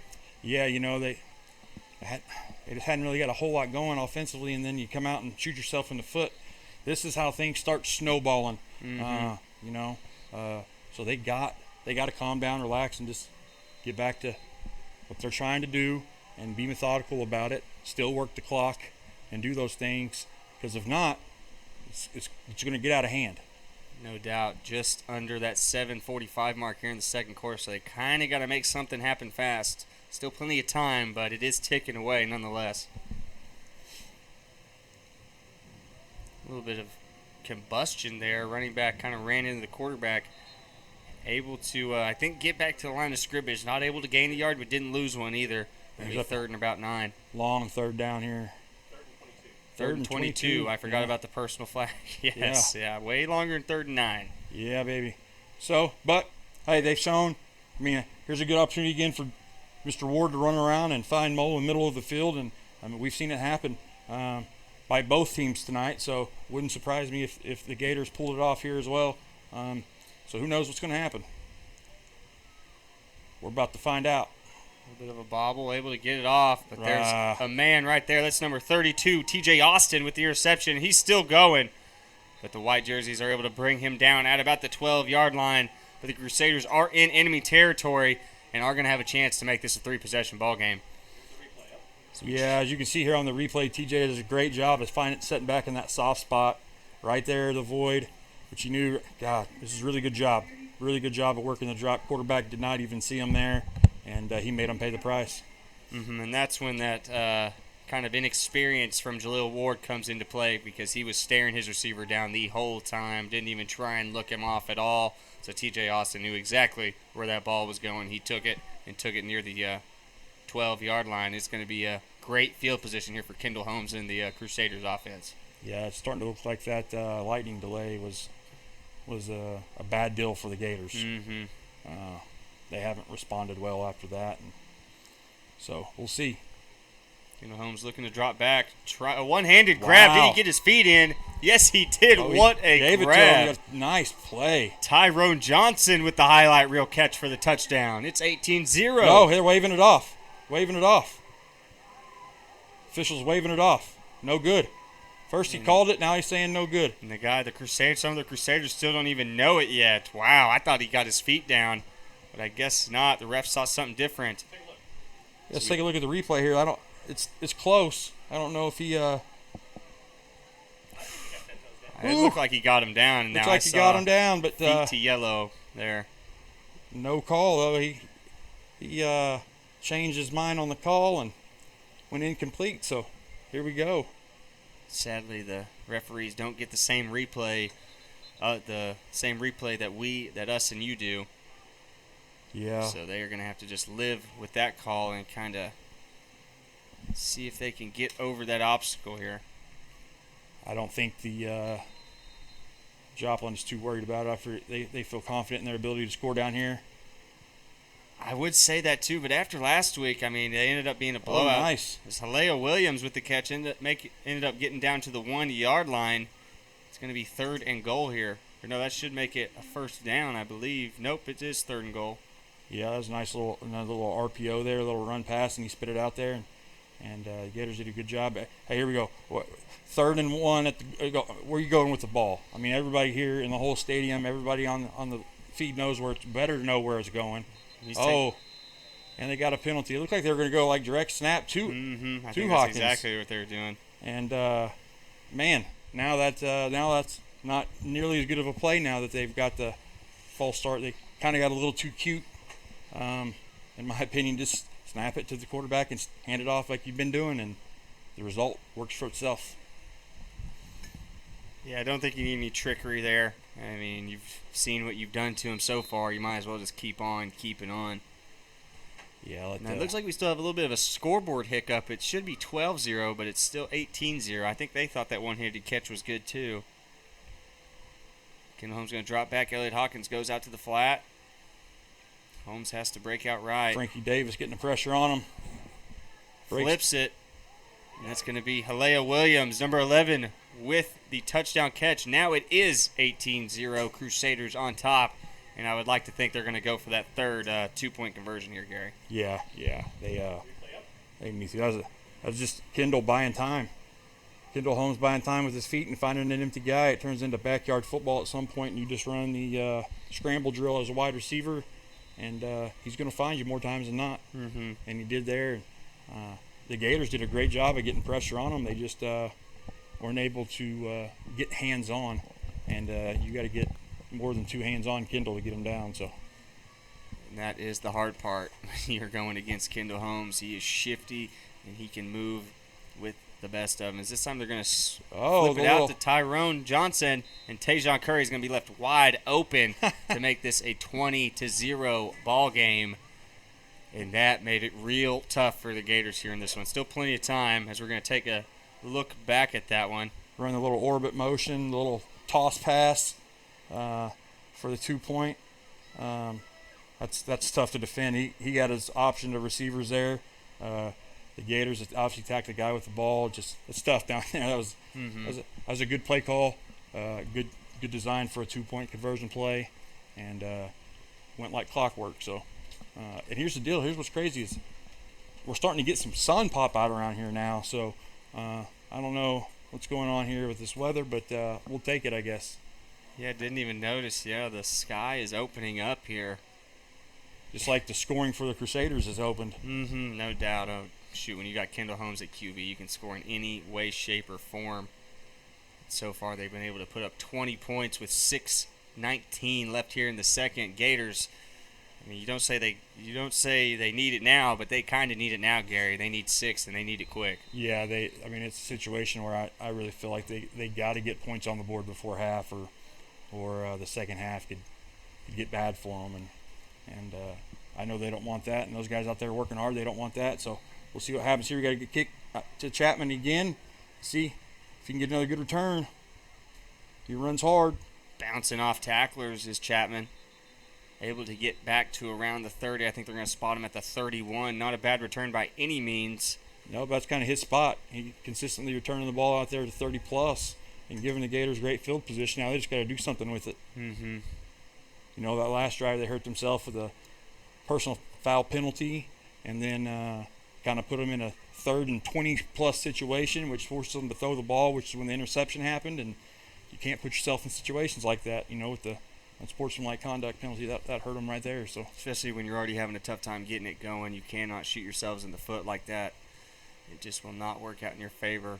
And Jalil Ward, I will say, he's been making pretty good reads back there since he is kind of new at the quarterback position. Last possession, he made a bad read with that slant. But overall, I'd give him a B+.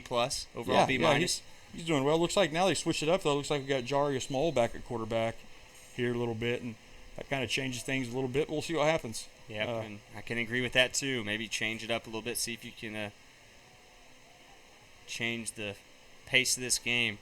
Yep, there it is. That was a beautiful, beautiful job. Oh, we got a chance to break it. Caleb Stacy, one man to beat, and he does it. He got you crossed. Look at him go. This could be it. I think he's going to do it. Yes, he is. Number 14, Caleb Stacy, on Jarius Moll's first play at quarterback. What a QBR. QBR by Jarius Moll. 70-yard touchdown pass. What a play. Jarius Moll got the perfect QBR here on this. One play, breaks down. What a great job of just creating time with his feet, not rushing, setting up, and then delivering a dart, and then Caleb Stacy going to work after the catch. I mean, this is what we talked about. They had to get something on the board, and, man, they did. They did in a hurry. Way quicker than I thought they were going to. My goodness. 70-yard touchdown on the first play. Good job from Jarius Moll. Great job from Caleb Stacy. Made about 4 or 5 Crusader defenders miss on that one. Yeah. So that was big time. That's what needed to happen. It looks like the Gators going for 2, it looks. Originally it looked like they were going to kick the PAT, but now it looks like they're lining up for 2. Mm-hmm. We know the kicker's got the leg. We've seen him attempt that field goal, but I also understand the chasing points situation a little bit here too. So. And those failed 2-point conversions, they were able to get the last one to go, the Crusaders. But if the Gators can score and get those 2-point conversions to fall, this could get interesting. Jarius Moll having to break the pocket immediately. I think that one got picked off. No, I think it got picked off. Yes, it did. No good. Going to be no good. That was number 3 for the Crusaders, able to come up with that interception on the 2-point. So it's going to be 20-6 here. We're going to be right back after this break. Crusaders still on top, 5:45 left in the second. This is Southern Sports Network.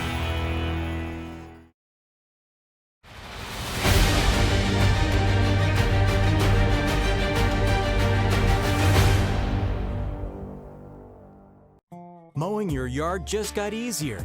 TNG Power Equipment has the best Ferris mowers to get the job done, including the all-new 60-inch redesigned deck that mows up to 11 miles per hour in tall or wet conditions. And for smaller lawns, our Ferris 300S starts at just $39.99. And right now, save up to $1,000 on select Ferris models. Commercial grade to last a lifetime. TNG Power Equipment has Ferris mowers to tackle your project.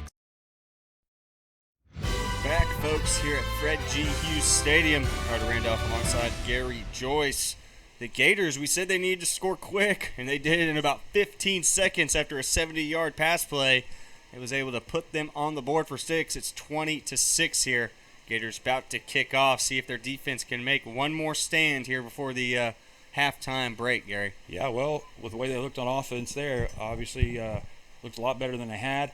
So who knows, maybe they can get a quick stop, and if they could put another one in before half, and now you're talking a whole different ball game the second half. But who knows, we'll see. Looks like the Crusaders are setting something up on the return. There we go, got a penalty and a tackle. I think they're going to get the penalty for a illegal forward pass on that. Okay, I was wondering. I missed it. There was kind of do the little reverse pass back and forth, but the guy passed, went forward, and we got us a nice, beautiful rainbow here, and he didn't get the gold at the end of the Lucky Charms there. So that's why I missed the call, Gary. I was catching up there. Just remember, there was a rain delay about 20 minutes ago. Now we got clear skies and a rainbow. So welcome. I guess we're in Missouri. I was going to say welcome to Oklahoma weather. It's the same thing. Yeah, I mean, close enough, I guess. Yeah. But yeah, that was they were trying to do a little reverse.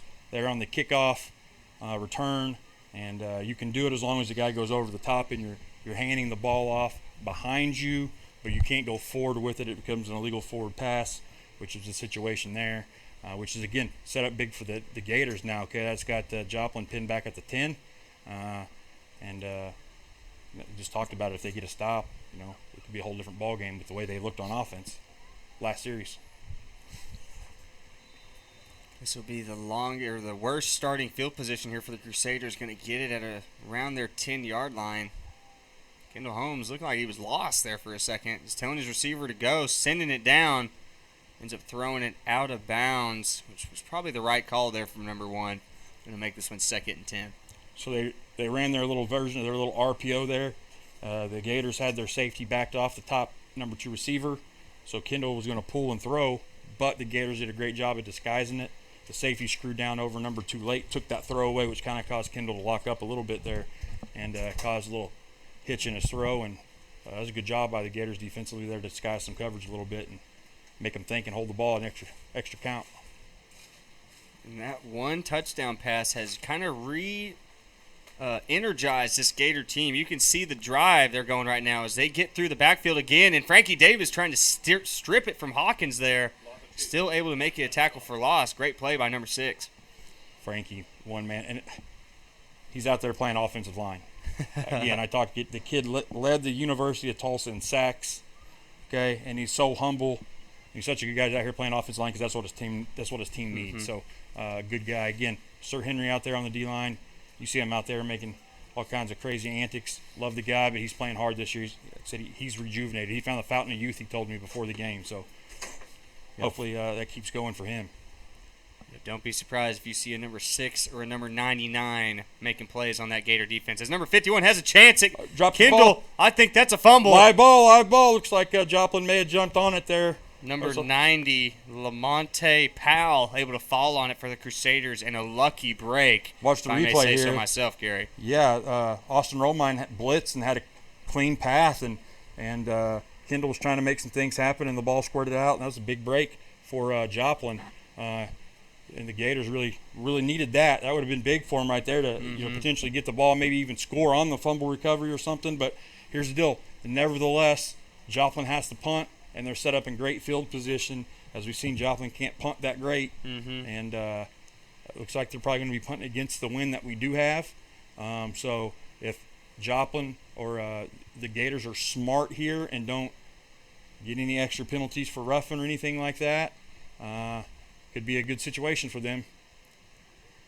I didn't know what Elliott was doing there. That scared me for a second. Big time break for the Gators. I mean, that was a terrible punt. We are seeing the tides turn right before our eyes, folks. The Gators are trying to make this one a ball game once again as they are in the Crusaders' enemy territory within the 20-yard line, looking to make this one a one-possession ball game.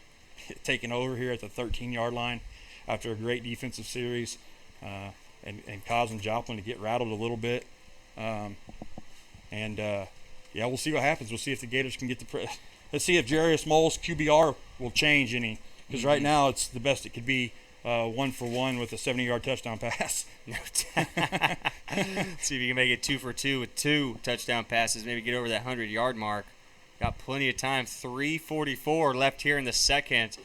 Gators were kind of stumbling and bumbling there for the first quarter and a half, but this last 6 minutes, ever since that rain delay, which at first we thought was troublesome for the Gators, has been their biggest break today. Yeah, it's kind of been, it's been weird since we came back from the delay on what kind of happened, and everything's just different. So we'll see. They hand it to Chapman, trying to find a path here. Just too many red jerseys. Going to be a loss of 2. 2nd and 12. Looks like as that clock continues to tick away. Number 43 from Joplin lost his helmet there and is holding his head a little bit. Hopefully it's nothing too crazy. On the play there, looks like he's getting his helmet coming off the field. Yeah, would not be surprised here, folks. Even if a helmet does go flying off, them boys still going to try and make a tackle. Let me tell you. I mean, they are here to play. Doesn't matter if shoulder pads or not. Yeah, I'm telling you. It was a good play by 43. I think you're right, Gary. 43 looks a little banged up, and he keeps rubbing that face area. Yeah. I think he might have Might have got a little bit more than he wanted with the helmet off. Division III, football's finest. The top of your head is the hardest part of your body type deal. Mole. Great pass break up there from number 23 for the Crusaders. Eric Shannon with the pass break up. Eric Shannon, a former Tulsa Gator, was an original Tulsa Gator with the very first Gators team, and had played for us last year, and decided to come up here and play in Joplin. So I know this game matters to him, and that was a big play for him right there. Tulsa in great field position here, but they've kind of not done a whole lot here. It's 3rd and 12. They can still get a first down. Now, they had a guy there. Mo had a guy open. It was the slot. I don't remember the number up top here on a slant, but it was, like I said, a great job knocking down the ball and causing the incomplete. Right now, I see Isaiah Chapman one-on-one with a guy playing 10 yards off. If I'm quarterback, that's who I'm looking. There goes Mo working. Oh, he sees the guy. Can he hit him? He got it. There it is. Right in the numbers. Oh, what a throw. Hold on. We got a penalty here. We got a penalty back here. I think it's going to be roughing the. That's what I was about to say. That's Mole's towel. Mole's towel. It's not a flag. Sorry, guys. Jarius Mole's yellow towel. Gators with also the worst color. It looks like a flag. Maybe we want to change that, Mole. But here, check out this replay. Mole just buying time with his feet and just throwing up an easy, catchable, lazy ball, you know. They got Joplin in man coverage, and took advantage of it. That was caught on Tyrone Johnson, number 0, another former Tulsa Gator who came up here with came up here with Eric Shannon. Great guy, again, another guy I know that this means a lot to, so I know that's bothering him a little bit that he gave that up. But, man, now we got a ball game, fellas. We got a ball game here. Number 8, Curry Jones with the touchdown catch. And, man, I don't think he could ask for a better throw right there. Jarius Mole put it right in the breadbasket. Didn't do too much. He's not doing too much. He's just doing enough. Just a little flick of the wrist. Almost gets it to him. And almost intercepted, but ends up falling incomplete. Eric Shannon almost came up with his own interception for the day, but the 2-point conversion fails. It's 20-12. Crusaders still on top by 8. We got 2:36 left in this one. It's looking like it's going to be a good one. My name is Carter Randolph alongside Gary Joyce. This is Southern Sports Network. We'll be right back after this.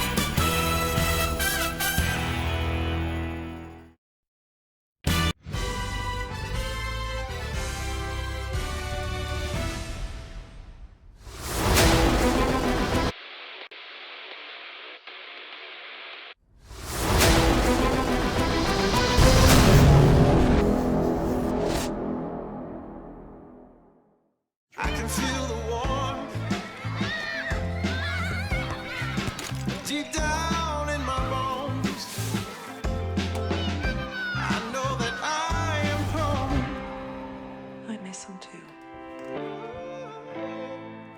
Love brings us here. Here we go. The kickoff is underway.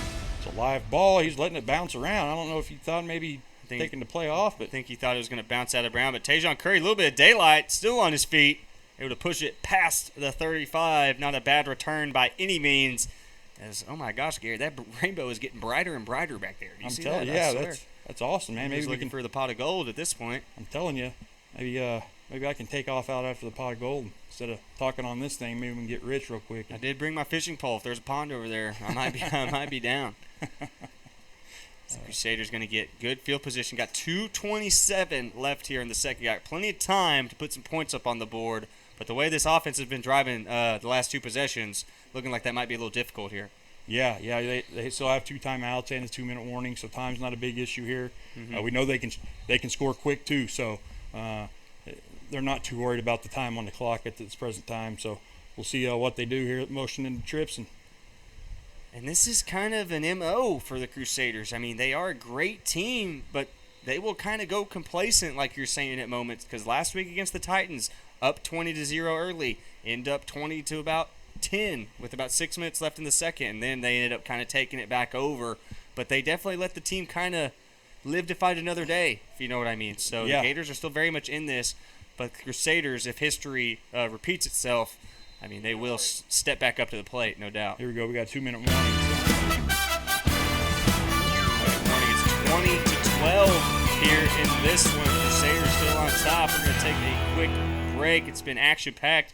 Kind of a tale of two different quarters. Crusaders taking on that first one. Gators taking all over in the second. But we'll be right back with some more action. This is Southern Sports Network. In 1851, the Cherokee ignited the lamp of learning in the wilderness. For more than a century, this has been a gathering place where minds are developed and lifelong relationships are made, where dreams find direction. The lamp burns brightly still at Northeastern State University. Northeastern State University, a great place to get an education. Got a couple of buddies that graduated from there, and I'm pretty sure there's a couple of alumni on both of these teams. So definitely, if you're looking to get back into school, definitely check out NSU Riverhawks. But right now, 1:59 left here in the second. Crusaders still have the ball. Kendall Holmes trying to pick the momentum back up. It looks like he's going to have the big man, Elliott Hawkins, right next to him at that running back spot, Gary. Yeah, it's again, they don't need to panic. They're in no hurry. They have an 8-point lead and they have plenty of time to score. They just need to relax and play their game, and they'll be fine. And I think that's what they're going to do here. Running the got another little first down there again. Not surprised Frankie Davis on the tackle once again, but ran a little stretch play down here with some little short motion, getting creative a little bit. Looks like they're trying to go tempo. Wanting to move a little quicker here. Yeah, that clock is ticking fast already to that minute 30 mark. Kendall Holmes getting back, looking to fire. It has a man. Throws a good ball just on the wrong shoulder there, but was definitely catchable, Gary. I bet number 3 wishes he had that one back. Yeah, that's one that he's going to have in his head all night tonight. But I bet you he's going to get another chance before it's all said and done. That kid can play. He's the kid that broke the long touchdown run. I don't know who he is. Number 3 is not listed on their roster. I wish he was, because I want to give the guy his credit because he can play. Yeah, he's wishing he had that one back, that's for sure. Good ball by Kendall. Dropped it in a bucket. Yeah, no doubt. Was looking at that right shoulder, but ended up throwing it left. But, yeah, was very catchable and would have been an easy 6 if he did come down with it. Yeah, because the DB was nowhere close to him. Had a 5-step break on him. Kendall Holmes looking to do the same thing again. On the post. Has another guy. Overthrows him. So 2 chances here for Kendall Holmes and 2 missed opportunities. Well, here's the deal. I don't know if I like this taking shots in the middle of the field at this point in the ball game. I understand you're feeling like you can take the shots. I mean, don't get me wrong, those guys are kind of running open a little bit, but just run your offense. You've just kind of lost the momentum in the game. Take it back by just running your offense and being methodical and go put one in doing your, what you've been doing. Make it manageable. You don't need to take it all back in one. Yeah, I totally agree. I think because what's going to happen now is a 3rd down and 10 situation here where they could end up turning the ball back over to the Gators before half and coming up with no points, which is not what you want. Just like what you're talking about, they do exactly that and lowers the shoulders as number 2. It's Tariel Johnson, the defensive back, taking some receiver routes and ended up lowering the shoulder for about 15 yards. But this is the stuff they do, right? Easy out route, okay, not taking any crazy shots over the top, getting some good pressure. The Gators had some good pressure there, but he got the ball off. We're rolling a little bit here. 40 seconds and counting, taking the fade, taking the shot deep. There we go. Here's another thing, too, that we got to think about, guys, and watching this. All these deep shots, pass interferences are going to be tough to call due to their lack of officiating. You have 2 line judges. You have nobody in the back. So is that an advantage defense, advantage offense? I don't know. If I'm a defensive guy, I'm telling you right now, I'm probably pulling on a little more jersey than I would before because I know there's not that guy over the top watching me. Exactly. I don't know what the thought process is behind a 3-man team, but I would like to think that the referees don't want to just start throwing out calls out there that would usually be not their jurisdiction. You know Right, what I'm saying? yeah, So they're going to yeah. try and avoid that because that'll cause problems for both sidelines. Yeah, I mean, I think it's going to have to be something outrageous for them to throw it. Mm-hmm. And so, again, if I'm a DB in this situation, I'm probably pulling on a little extra jersey here or there if I can. But I know that's what my coach always said. Tug it a little bit. yeah. Kendall Holmes gets big- his ankle grab. Still on his feet, though. How's that not down by contact? I thought there? the same thing. It was incomplete, but should have been down by contact, I would think, there by the official. I'm sure Mr. Producer Man's going to run that one back. See if that actually gives me the thumbs down. It says negative, Ghost Rider. But I'm with you, Gary. I thought his knee touched. Yeah, I thought he was down, but hey, he lived to fight another day there, and almost completed the ball on the sideline. So Kendall, he can do some things that are pretty magical from time to time.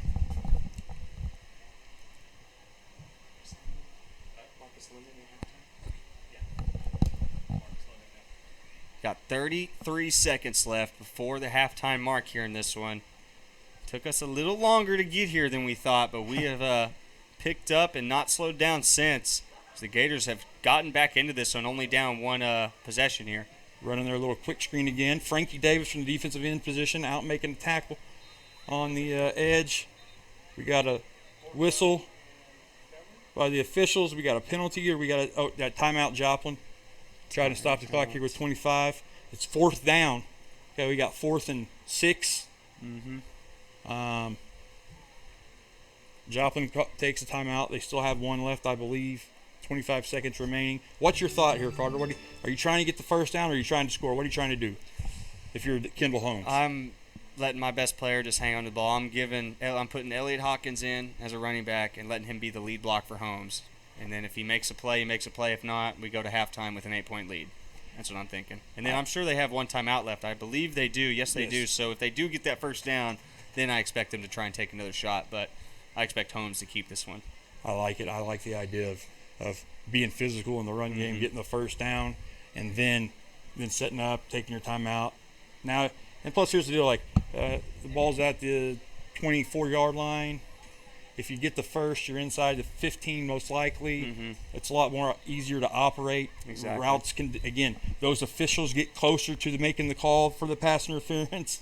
All those things that comes into play there. So I think maybe you want to be a little closer, but we'll see here. We'll see what happens. I just like the idea of putting the cards in, or putting the hand on your side of the table. You know what absolutely. I mean? Killing the clock if you want to kill it.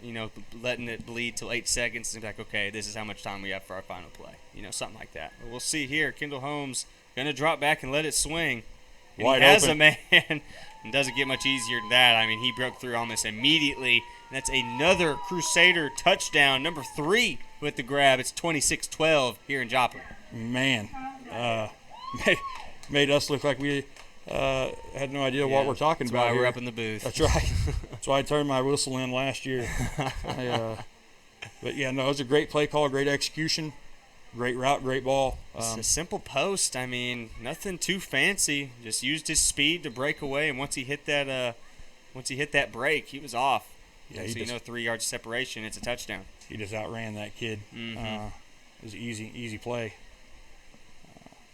But big, and it was big for Joplin too to get this touchdown right before half. If they get stopped and don't get the touchdown, I think the momentum's still all on the Gators side. Mm-hmm. Now I think Joplin stole a little bit of it back, which they're going to need in the second half.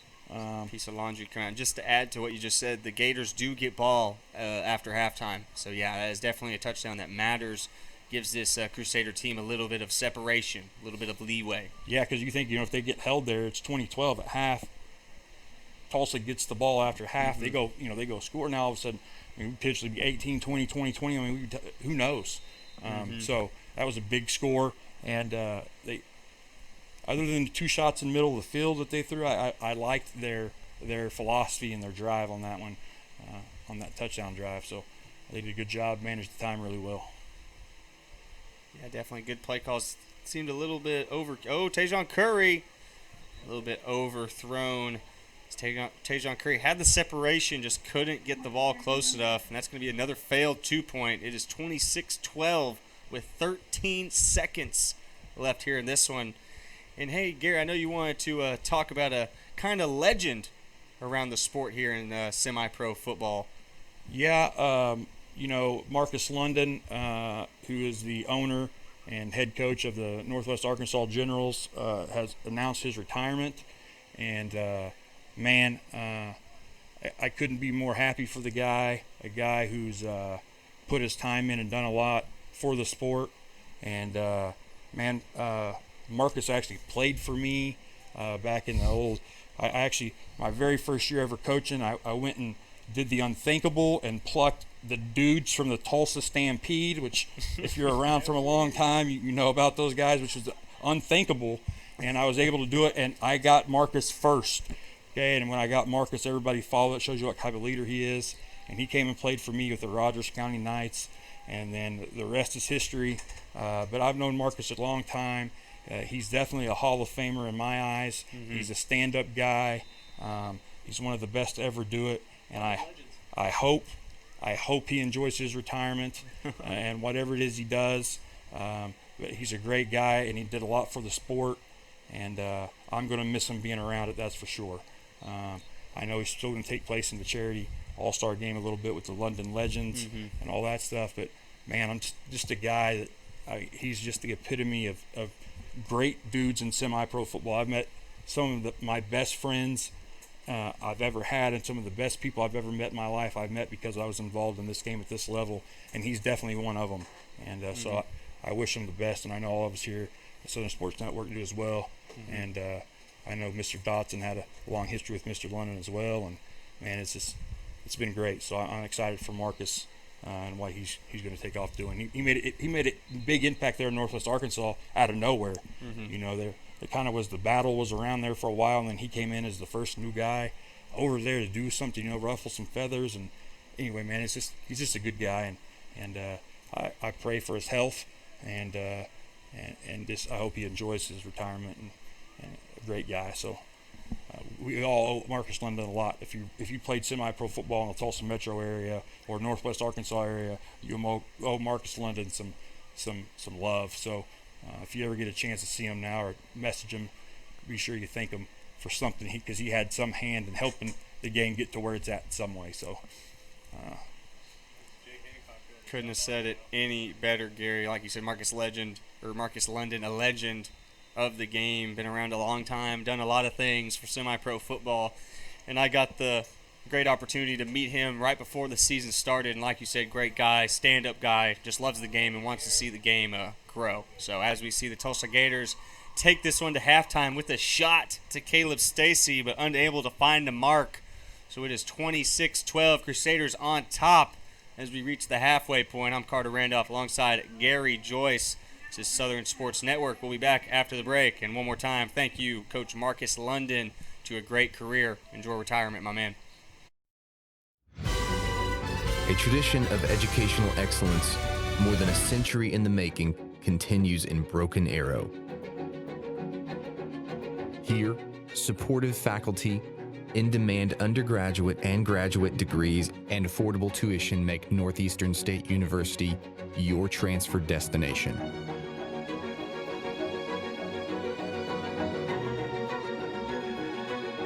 Finish what you started. Hey, Dean Blandino here. And guess what? Football season is right around the corner. And to watch the best live broadcasts in high school sports in Northeast Oklahoma, download the Southern Sports Network app. And check them out on Facebook, Instagram, and Twitter. I just did. Give them a like. It's the best broadcast in high school sports, and not just that area, in the country. Check them out.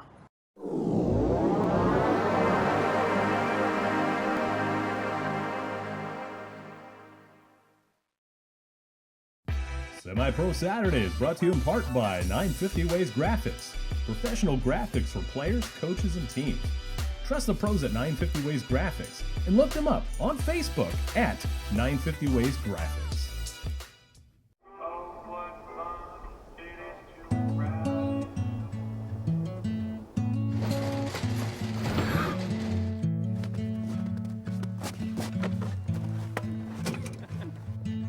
She was a good companion, eyes like the Grand Canyon.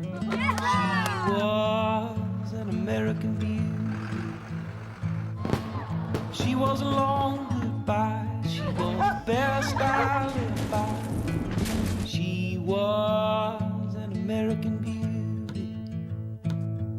with her wayfarers on in the summer sun. Her touch felt like a loaded gun. Wish I had held her long. Wish I had held her long.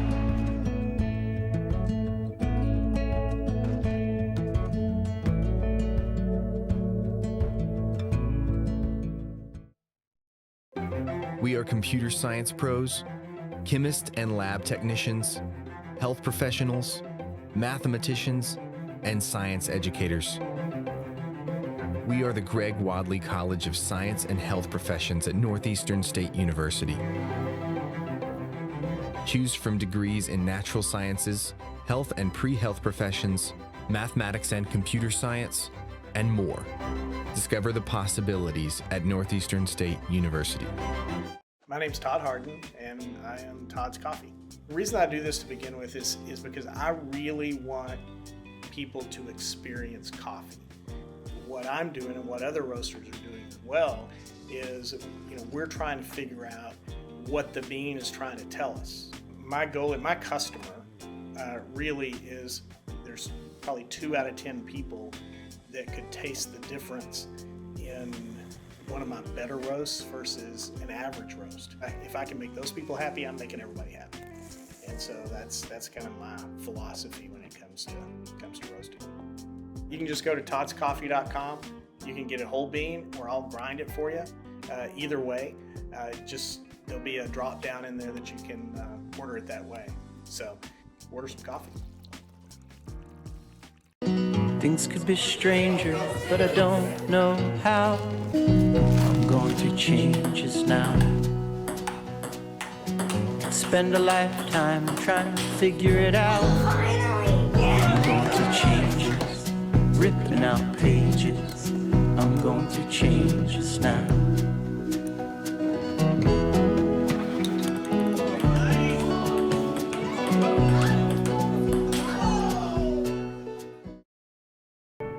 The College of Education at Northeastern State University prepares educators, mental health providers, and fitness or health professionals with undergraduate and graduate programs. Choose from degrees in elementary, secondary education, special education, health and human performance, psychology, and more. Be ready from day one at Northeastern State University.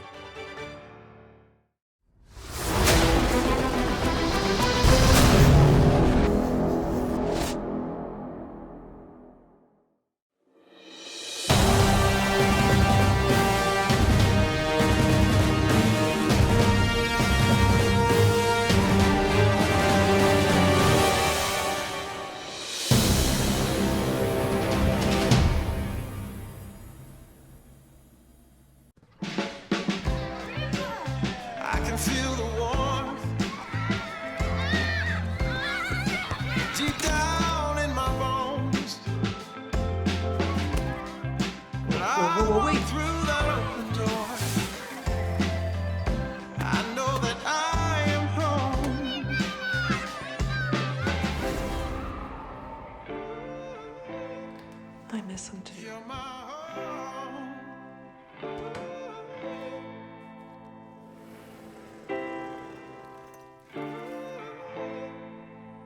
You're my home. Love brings us here. Together we can do no wrong. Together's where we all belong. You're my home. My home. Mowing your yard just got easier. TNG Power Equipment has the best Ferris mowers to get the job done, including the all-new 60-inch redesigned deck that mows up to 11 miles per hour in tall or wet conditions. And for smaller lawns, our Ferris 300S starts at just $39.99. And right now, save up to $1,000 on select Ferris models. Commercial grade to last a lifetime. TNG Power Equipment has Ferris mowers to tackle your projects. There's no place like home. Whether you live in Oklahoma, Arkansas, or Missouri, Realty Mart USA is your go-to real estate company for residential, commercial, agricultural, or land. We believe in strong connected communities and sponsor local events. Realty Mart USA, supporting our communities, supporting our future.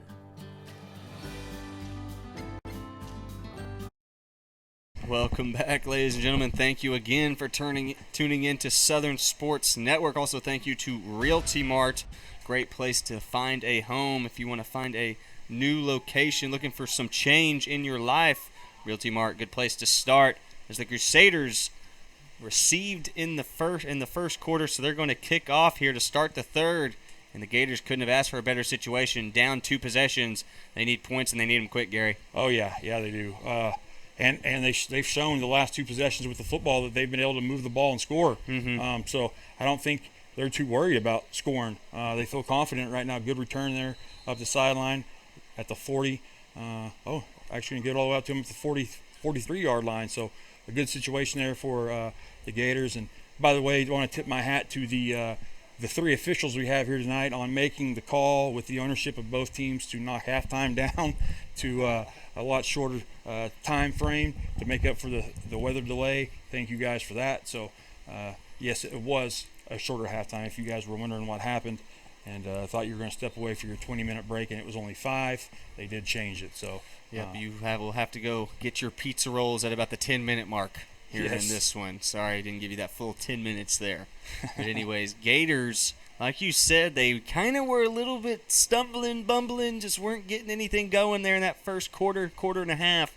But ever since, and the Crusaders put up 6 real late in that second quarter, so that's why it's 2 possessions now. But it was 1 possession with only about a minute 30 left in that second quarter. So the Crusaders had to fight to kind of get this lead, but the Gators haven't given up one bit. Yeah, I mean, they've been rolling offensively as soon as they put Mullen at quarterback. Although that didn't look very, very good, but he's done a good job of moving his feet and creating space and time in the pocket and delivering some good footballs. I just hope the Gators don't abandon the run game.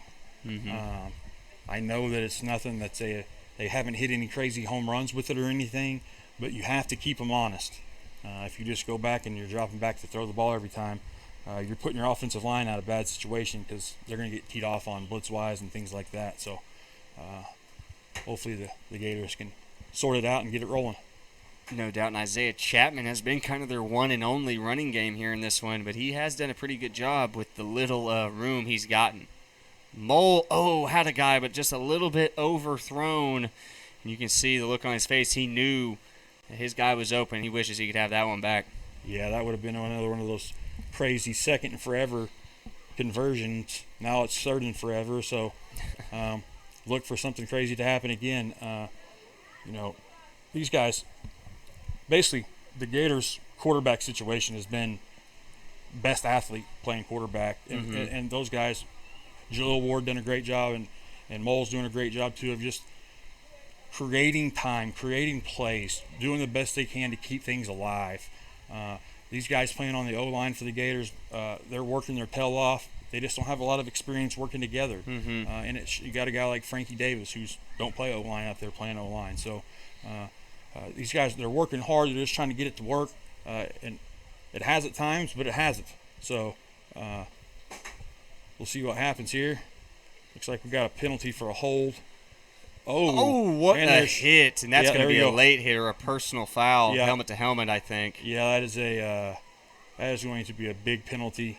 They need to check on him. He may be injured. He looked a little wobbly. I mean, his head hit hard off that turf, Gary. That looked brutal. And looks like we're going to have 2 penalties on the play. Looks like we're going to have a hold on the Gators and then a helmet to helmet on sportsmanlike conduct, whatever they decide to call that on the helmet to helmet deal there. But that was brutal. I'm not gonna lie, being a former DB, those are the hits you love to have. A guy going down for him, you got him because you're a smaller guy compared to these linebackers, D-line. So you're like, this is my chance. But man, after the fact, you always feel a little guilty because man, his head bounced pretty hard. But hopefully, he'll be able to get back into this one or rest up so we can make it back next week for the playoffs. Yeah. So they just offset the penalties and replay the down, which kind of sucks. The kid gets knocked out and doesn't gain anything from it. But it's always been a little weird to me. You think the personal flag would kind of trump everything else? Yeah. Kind of trump that holding call, but nope, they offset, and it means replay that third down here. Yeah. And like I said, I hope that kid's okay. I didn't catch a number on who it was, but I hope he's okay. And I know the DB that hit him was not any vicious. No, just trying to make a play on the ball. Yeah, and it happens. Football's violent. Yeah, very. That's why we love it so. Absolutely. It's going to go deuce set. Slot receiver having to break off the line, or that would have been a illegal formation penalty, I think. Mole looking, has a guy crossing right in the middle. First down. First down. Tried to get back up, get a couple more. The red jersey swarmed him just in time, but he is at the 43-yard line in enemy territory. Same thing. They just find that void middle of the field with a little, creating a little time with his feet in the pocket. That was a completion to Jaleel Ward, so that was QB to QB, or athlete to athlete, if you will, on that completion and a big first down. And, man, it's just stuff you like to see. And for a guy who doesn't play quarterback consistently, that was a very good job because Mole was rolling out to his opposite side, so he really had to turn those shoulders, which is not easy to do for any quarterback. So a nice job of turning his shoulders, squaring him to the target, and following through, making that throw. So Mole spent a lot of time in Europe, playing over in Europe. Really? In their professional leagues. And good hit. He won a championship and was the championship game MVP, and he played receiver, DB, and took snaps at quarterback over there. Had that man busy. Yes. So his him playing quarterback here is nothing new. He tries to act like he doesn't know how to do it or he's never done it, but so he's got experience doing it at a high level. Okay, well then that explains it a little bit because I was wondering, I was like, man, he looked like he'd done that before, cleared the shoulders, aimed it at the target, followed through. Yeah. Shoot. Honestly, another thing that a lot of people don't know about Mr. Moles, he was a big-time baseball player in high school and had some opportunities to go play college baseball, but decided to stay with football and went to Jackson State to play football, but great athlete. Tried to lob one up there to I believe that's number 11 again, Silman, but just floated that one a little too much, did Mole, and almost got his receiver laid out for it. Luckily, it was just kind of a bang and bounce off type of hit. Yeah, I think after that last one, everybody's a little slowing up a count now. Yeah, for real. I can understand that for sure.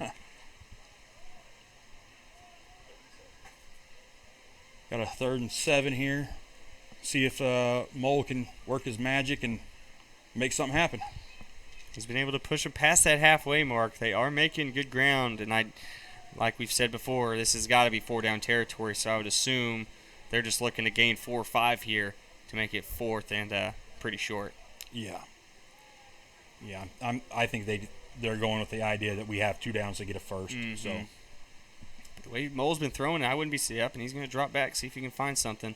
And he's way back there, able to break the pocket, looking downfield. Set his feet. Almost snuck it through. Then there's a piece of laundry right by the middle logo of the Lion. Completely away from the ball. And we also have a Gator down at the 20-yard line, the receiver who was going for the ball on that last play. And a Crusader down back here behind the 50. We got about 9 different things going on here, folks. This was actually a big play. This one, and that Crusader, he looks pretty hurt, and with 2 guys down, I think we're going to take a quick break. We will update you on that flag when we get back. 26-12, Crusaders on top, 11:25 here in the 3rd. This is Southern Sports Network.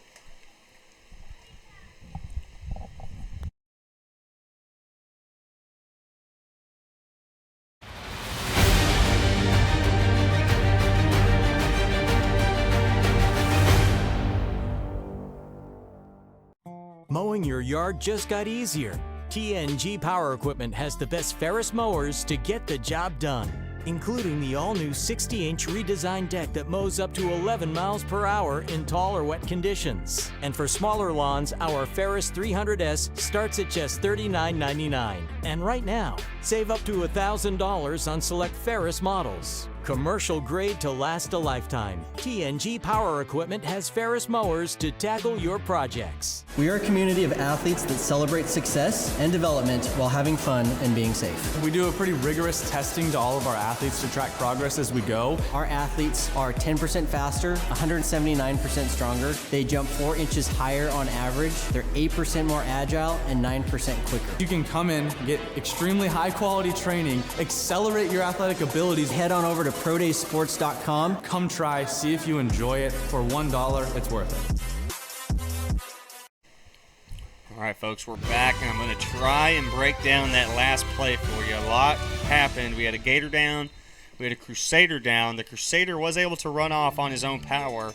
The Gator took a little bit of extra time getting up, but he was able to get off the field, set his helmet down, and now he's trying to stretch that baby out. And there was a flag on the play. It was a legal man downfield. So the Gators got pushed back about 10 yards, making it around 3rd and 20 here. So a long ways to go for Jarius Moll and this Gators offense.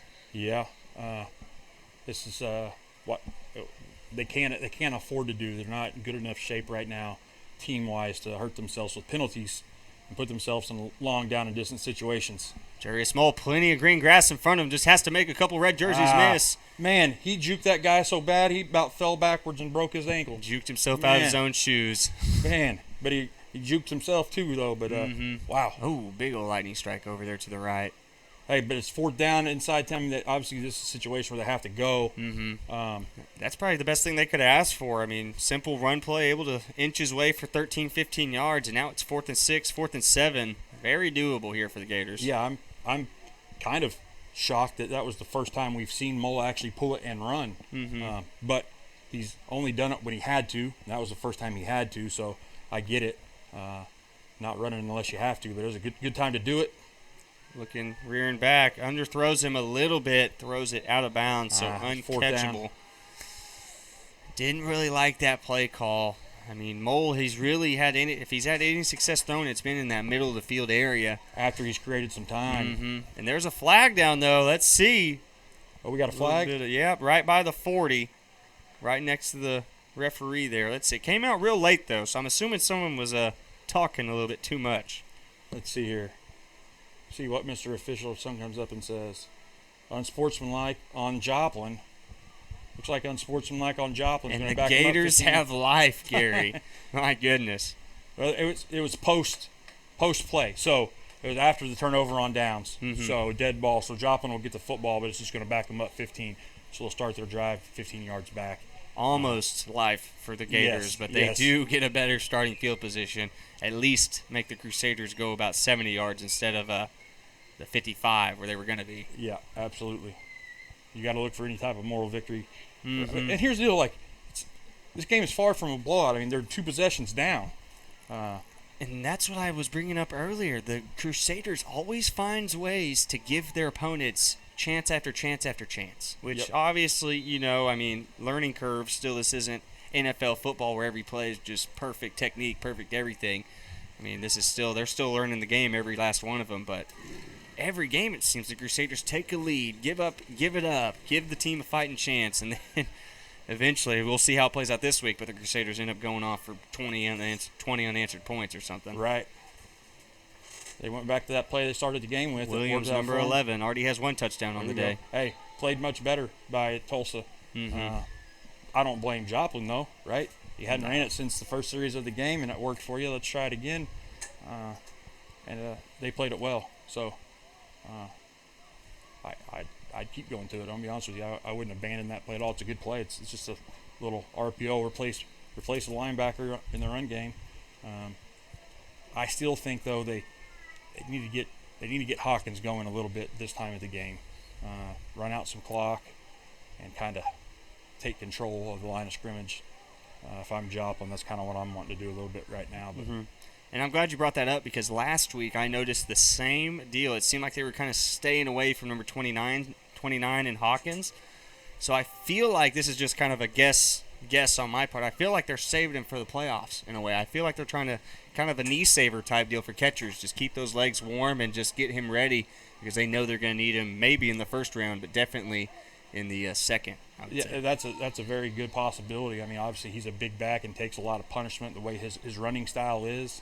So obviously, trying to keep him healthy is important.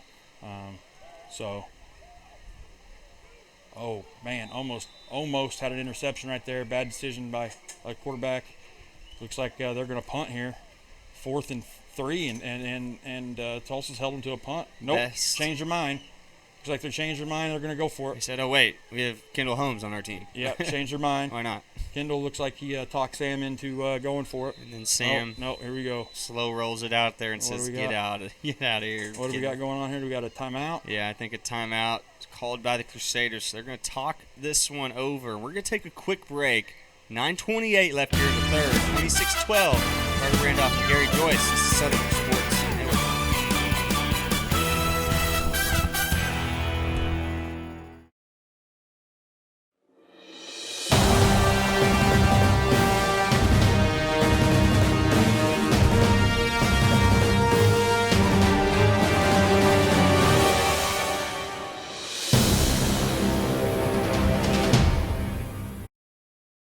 Sorry, I know you were loving that commercial break, folks, but we are back in the action here. It is 4th down and around 3. Looks like they're lining up to punt, but I would not be shocked if something goofy happens here. But I see a man like Elliot Hawkins back there as the punter, and I'm like, if anyone's going to fake it, why not this guy? Yeah, we're talking, what do we say, anything 3 and anything, I'm giving it to him. Well, it's 4th and 3. Mm-hmm. Now, he's 15 yards back. That's what I was just about to say. So he probably does punt it. And shanks that one, kicks it straight left. I think it went maybe around 20 yards. Maybe they're going to get it at around the 50-yard line. See where we mark it. So you see the ref walking her down. There we go, 47-yard line. 47, still in Tulsa Gator territory, but good starting field position here for the Gators. Man, I don't. Maybe I'm a little more bold. Bold, yeah. That's a good word there. I was gonna say something else. No, that would have been appreciated. But I'd probably go for that there in that situation. I know I go for that right there. Especially just the way we'd been playing and the way they've been playing up front. I think they probably could have got the first down, but hey, nevertheless, right? Again, I'm just up here in a broadcast booth. With a headset on, so and I don't mind the safe play, but when you're a team that's second in the league in offense per game, I think you might as well go for that and just take the chances. But they were in their own territory, so it would have given the Gators, really good field position if they didn't get it. So I can see both sides. If the defense holds, Sam's going to know exactly why he punted right there. A good play, positive yards, but only positive for about 2 of them. So it's going to be 2nd and 8 here for the Gators after their first play with just under 9 minutes, 10 seconds left in this third quarter. Yeah, I'm kind of curious of how this weather, because it's humid out there. And I guarantee you the big boys are struggling, and I know for a fact there are some linemen that are playing more than they're used to playing and playing both sides of the ball in some situations. So I'm curious how this heat is affecting them. It's tough. I can tell you, as a big boy playing in it before, it's tough. Oh, yeah. Humidity exists in this part of the country, my man, and it gets brutal, especially in these June, July, August months. And yeah, I'm sure I'm an Oklahoma man, so I know all about 4 different seasons, all that jazz, but I'm sure Missouri is the same way. Real cold in the winter, real warm in the summer. Yeah. They attempted a little out route right there. It's a nice route and everything. Mold just short-armed it a little bit, wasn't able to get it there, but brings up a 3rd and 7, 3rd and 8. The Gators need to find ways to score. In my opinion, I don't think they're in a situation where they can dink and dunk it. I think they're going to have to score in chunks. And so they're going to have to take those shots. And I don't mean throwing fades. I mean explosive plays, working across the middle, Y cross, things like that. to get it. Let Mole be an athlete, things like that. So he breaks out of the pocket left, looks to Like that fire right down there. the middle, finds a nook and a cranny, for the and is first able down. to connect for about a 15, 20-yard gain, and that's a first down, Gary. Yeah, that's the type of stuff that they're going to have to work on. I mean, obviously that goes against the rules of football to throw back against the grain, but in situations like this, you're playing against the rules of football. You know, the Gators are kind of playing with the deck stacked against them a little bit roster-wise today, and I'll tell you what, hey, I'm going to give mad credit to all the Gators. They've showed up, they've played, they fought the whole. I mean, not at one point do I feel like they've laid down. From my perspective, as a fan or a broadcaster, they're staying hooked up and they're getting after it, and that's why they're still in this ball game. Yeah, fell down 12-0 early and have just continued to fight and claw back into this one as they try and do a simple dive, and there's about 4 red jerseys that wrap him up. That's going to be about a 2-yard loss. Going to make it 2nd and 12 as we get to that 7-minute mark. Yeah, they got in a little two back there and try to run downhill, and back got there before the snap did, and so it didn't look very good. But again, I like them still trying to attempt to run the ball at least. Keep guys working downhill. You got to do something. If you just sit back and drop back every single time, they're going to start dialing up blitzes and changing coverages, and things are going to get tough. But I guess playing backyard football right now is what they need to do to convert, and it's working. Mole drops back, finds the little 10-yard out, able to get back to the line of scrimmage, I think. You know, here's something that we haven't seen since early. The Gators need a great situation, so a little tailback screen again, right? You know, they ran that little screen early. That was great. They got it was like a 15-yard gain to Isaiah Chapman.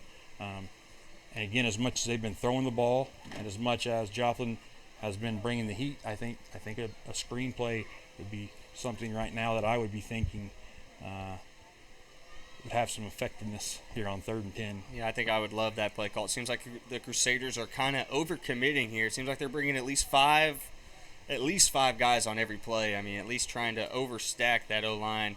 And there they go. Looks like that's a false start. Thought I saw a white jersey move a little early there. Yeah, it's going to be hard. I don't know if it was the D lineman or the receiver here. Yeah, we got a false start on the offense. Yeah. And it was 3rd and 10. That's going to make it 3rd and a little bit longer. 3rd and see 15 what the Gators come up with here. Again, still like the screen, especially in that little two-back, obviously. But here's the I know that they've went through an offensive coordinator change in the middle of the year, so I don't know how versed they are in playbook, you know, and plays and terminology and things like that with the change of play caller in middle of the year. I'm sure they're not as. I was told that the Gators did lose an OC about 3 weeks to a month ago, so their new OC, who is the head coach, I believe, is still trying to find a groove, but he has been able to kind of get this baby kickstarted, and he does see the improvements here in this Gators offense. Absolutely. Yeah, it is definitely a lot better. Another false start, Gary. My goodness. They do good. The Gators fight, and just shoot themselves right in the foot and kill it all. Yeah. That sucks. Yeah, hate to see it. Hate to see it for anybody. And here's the deal, you know, that kid down there that just moved, he knows it's on too, or whatever it was. So if anybody knows that he messed up, it's him. But unfortunately, there's just lack of focus. Oh, yeah, the tiredness starts to set in, all that jazz. Oh, you know it better than most. Oh, yeah. That's just what we talked earlier when I was talking about the big guys and the humidity and stuff. You know, things like that start happening because of you just wore out, you know, and you're not focused very well and you make dumb mistakes. And that's when those practices, those real hard practices early off in the preseason really come into play. You know, yeah. Really look, we got a PI? I think the guy threw a PI from way down here 15, 20 yards, 30 yards behind the play, which is going to be a problem, like we talked earlier, for those side judges calling PI, but I think that's what he called. And I don't know if we have that one on Producer Man, if we have that one on replay or not, but I'm rolling the dice and probably say that probably was one of the cleaner plays of the night. No doubt, and there was no reason to even touch the receiver because he had 3 red jerseys around him. At least 2, from what I saw. So, but hey, there's that life for the Gators. Yeah, momentum shift right there. Now, it is 15 in the automatic first. Well, it's going to be a first down anyway, but yeah, look at that. Man, that's a big deal. That's a huge change. Big deal. Go from 35, fourth and It's a deep. spot foul. Mm-hmm. NFL rules inside the 20 spot foul. So, yeah, that was a 40-yard gain for them, essentially. Push it into the Crusader red zone, and now they're on the 15, looking to put some points on the board, make this a one-possession ball game again, just under that 5-minute mark here in the third. Man, craziness. This game has been crazy. We said it was going to be wild. It's been wild for different reasons than I thought coming in, but nevertheless, it's been entertaining. Every time you think you know how this one's going to end, something happens, and you're like, well, there's new life in this one. Another flag comes out, and that looks like a hold just from where the location. Another flag. Yep. I think a late hit on the Tulsa Gators is that second one, the black hat that was thrown. We're getting a little chippy now that we're getting a little frustrated, getting a little tired, a little wore out. I think that's going to be 2 flags on the Gators on this one. Yeah, I don't. There's literally 4 flags out there, I think. Why Every piece of laundry that you could throw, they threw. My question is, why do we have the whole Why is the whole Crusader coaching staff? Yeah. Y'all aren't making the call, gentlemen. Yeah. What do we got here? Holding. That was, I thought, the first one. What's the second one? I think Personal it's going to be foul. a personal foul because I saw a Crusader go down on the ground late. And I think we know which one the Gators are going to pick on that one. The Crusaders are going to pick. Mm-hmm. So and now we're going back where we started. They get bailed out on the PI call, and they get the ball 1st and 10 from the 15.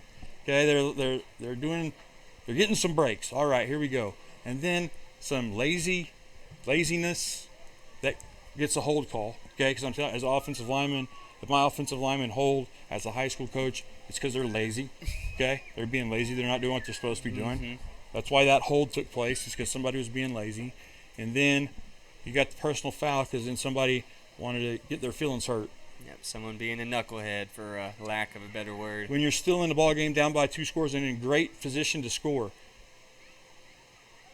Like, I mean, you did nothing but hurt your whole team right there for nothing. I don't understand it. I've never understood that, though, the back and forth stuff like that. I've never been a guy that obviously is a fan of that stuff. I'm pretty sure I'm tied for the record for most personal fouls in my high school history, so I really have no room to argue. It seemed like I always got them. But you know what they say? It's always the second guy that gets caught, and I was always the second guy. It's get a late hit, go back for some vengeance. Yeah, no, I hear you.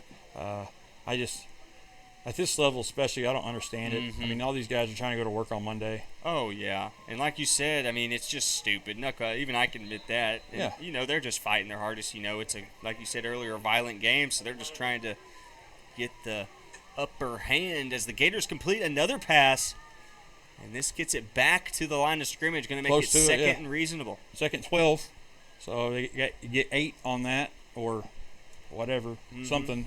And ever since Jarius Moll came into this ball game, and not to take anything away from Jalil Ward, but he has been the difference maker. Moll has made just about every big play this Gators team's needed. He's made the offense go, that's for sure. And again, like you said, Jalil did what he could do.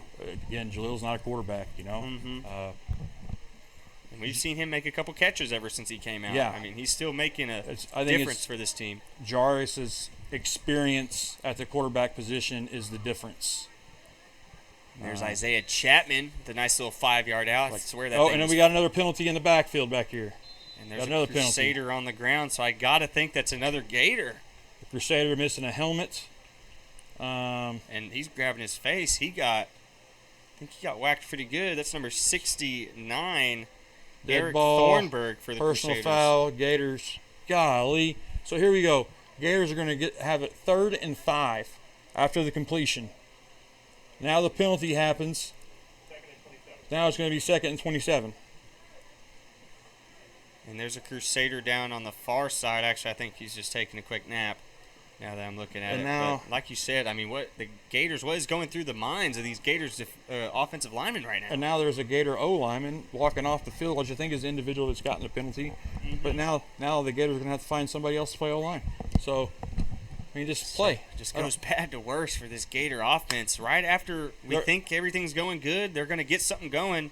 Bam, crash and burn. 15-yard penalty. Nobody but their own fault. Exactly, Nobody's fault but their own. Mm-hmm. And I know Micah. Okay, Micah played for me, and Micah's coached for me. His whole semi-pro career was basically with me. Mm-hmm. I know that these are things that he is not about. No. Yeah. And I know these are things that he'll correct, and he'll make sure the right thing is done. And I know those aren't things that they preach and that he encourages over there. I can promise you that. Mm-hmm. So that's a little bit another reason why I kind of hate to see it, just because I know that that's not what's taught over there or expected over there. And that's kind of been the name of this season for the Gators. Last year, a very solid team. Oh, goodness. Looks like that was a backward lateral pass. I mean, yeah. It ends up getting out of bounds. But like I was saying before, the Gators had a great season last year. I mean, I'm pretty sure they were about 9-1, made it to the playoffs, ended up losing to the Crusaders, if I remember correctly. We lost in the championship game. We lost. We were 10-1. We lost to Joplin. They got the ball at the 1-yard line with a minute 45 left and drove the field and won. Okay, so they made the plays we didn't. Okay, nonetheless, and like I said, I was the head coach of the Gators at that time, and they made plays we didn't. Kendall came to life and made some crazy plays, and we didn't react and do what we should have done. Nevertheless, kudos to them. They won. It's hard to beat somebody 3 times in 1 year. Oh, no doubt. That's hard for anybody. But Jerry Small sees a guy. He's wide open. Oh, and he drops it. Fall. And he drops it. That's one you have got to catch, and you can see the receiver right next to him, just hands down, looking to the ground, and you got to feel for that receiver right there. It doesn't get much easier than that. And that was Caleb Stacy, who already has 1 touchdown pass on the day. I guess he just looked to the end zone a little too early there, Gary. Yeah. Just again, focus. Lack of focus. And that's all that was right there, man. I mean, and that's what's so frustrating is all these bad things have happened, okay, and they still a drop pass away from a touchdown right there. It's 3rd and 27, 47, whatever it is, and they are a touchdown pass, like a catch away from being right back in this game with a touchdown right there. I mean, the guy was wide open, it hit him in the hands. So it's not like they're just getting blown off the field here, but if you watch their body language and the way they're reacting, they're acting like they're getting beat 56-0. Boys, it's a 2-possession game. It should have been a 1-possession game right there. Should have been. I think that's what this Gator coach is kind of telling his guys. You see them huddled up on that far side. I mean, I'd be saying the same thing you're saying. They're in this ball game. They're in it. I mean, it's a 2-possession game. We still got 1 quarter to go. Still got 3 minutes left in this quarter. I mean, if I'm your coach, I'm telling you, you dig as deep as you can dig and fight. Gentlemen. Yeah, I mean, just go play. Just quit worrying about it. You know what I'm saying? They got those personal fouls. They're getting chippy, so they're letting something personal get involved with it out there. Man, forget all that crap. Just come play football like you're supposed to. Do it, and your guys are going to be all right. But probably mentioned to cut the knucklehead stuff out. No more personal flags. Sweet baby Jesus. Yeah. But now it's 4th and forever, and so now they're lining up to go for it. Because what do you do down here? I mean, you punt. You can't kick the field goal. Yeah, no, that is a little too far. Even though that dude does have a cannon for a leg on him, that is a little far. Yeah, but I mean, we're acting like this is nuts to go for it, but they just had it. The play before, they just had it. Had a guy wide open, would have gotten 6 for it. Yeah.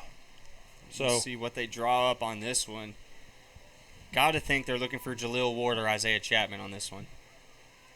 Or go be an athlete. Or Mole. Looking to float up. Has him deep. That's Jaleel Ward. Oh, didn't throw it far enough, and this one's coming back. This may be a problem. That's number 2, Tariel Johnson. Still got plenty of green grass. Gets pushed out at the 45, and that could be the staple in this one. Still 2:37 left in this third. That's a huge interception for this Crusader defense. Yeah, obviously it's 4th down there, so you're kind of okay with the pick if he doesn't get the great return from it, because you're kind of in no man's land right there anyway, so it's kind of like, well, it's not much worse than a punt, other than you gave up a healthy return, so that kind of backfired a little bit on that side of things. But here we go. Gators defense been playing great. Yes, they have been. They've held Kendall to 26 points, and that's tough to do. So we'll see what happens to see if the defense still has some steam in them, or if they're filling it down too. I don't know. Frankie Davis, Sir Henry Warner, definitely all they're hyped up to be. They are a 1-2 punch for this Gator defense. Let's see if they can punch them one more time, get another stop. Yeah, they need to keep the pressure cranked up and do fundamentals, break down, tackle, do all those simple things that they've been doing most of the night.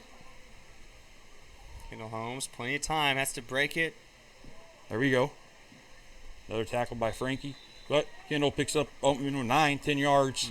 Nice little scramble there from Kendall Holmes. Able to almost push the chains forward. 1 more yard to go, maybe a couple inches to go. And never mind, the chains were pushed. That was a first down there for Mr. Holmes. Kendall looks like he's pushing the tempo. There we go. Getting Hawkins a run. See? Bam, and you cannot. This late in the game, you can't. Thighs are nothing on number 29. Yeah, you cannot they don't tackle want none. high. The chains aren't even getting set right or anything. But anyway, yeah, now 29s take over a game. Like, just feed them the rock, because they don't want none of them. They're gassed. So that's a linebacker he's meeting in that hole too. Yeah. And he just carries him for an extra 5 or 6. That's why we love us some Elliott Hawkins right there. Quick little screen to number 3. Seen him a couple times this game. You notice who's out there forcing a play out of bounds? Frankie Davis from his defensive end spot, all the way out on the perimeter, pushing somebody out of bounds on a quick screen. Freaking, that's incredible. It's that freaking nature stuff. It is. A D end able to bounce up, realize the play's going outside, and able to meet the guy at the sideline. Not easy to do, especially for a 240-pound D end. Yeah, that's remarkable. I got a story about number 90 for Joplin, Lamonte Powell. So I coached him when he was in high school. I was working at Nowata Public Schools, and that's where he was at. The Iron Man. Yeah, and I came in. The staff came in. It was his senior year, and has a guy almost comes down with it. Oh, would have been a great catch. Wide open. Ends up falling, and that's going to be 3rd down and around. No, it's going to be 2nd down and around 6. But Lamonte started the year kind of like academically he was ineligible to start the season. And so we told him, hey, if you hook up and do what you're supposed to do, you stay on the team, all those things, new staff, anyway, he did everything that he was asked to do, and he ended up playing his senior year some. Well, he was a defensive lineman, and I always told him he should play offensive line. I've coached him in semi-pro football. He's been playing it for a while. And he comes up to Joplin, and he plays offensive line. And last year is his first year playing offensive line, and he makes all-league. So, I don't know. Maybe I know what I'm talking about. Just a little bit. Anyway, we got a big sack there. Brings up 4th and 12.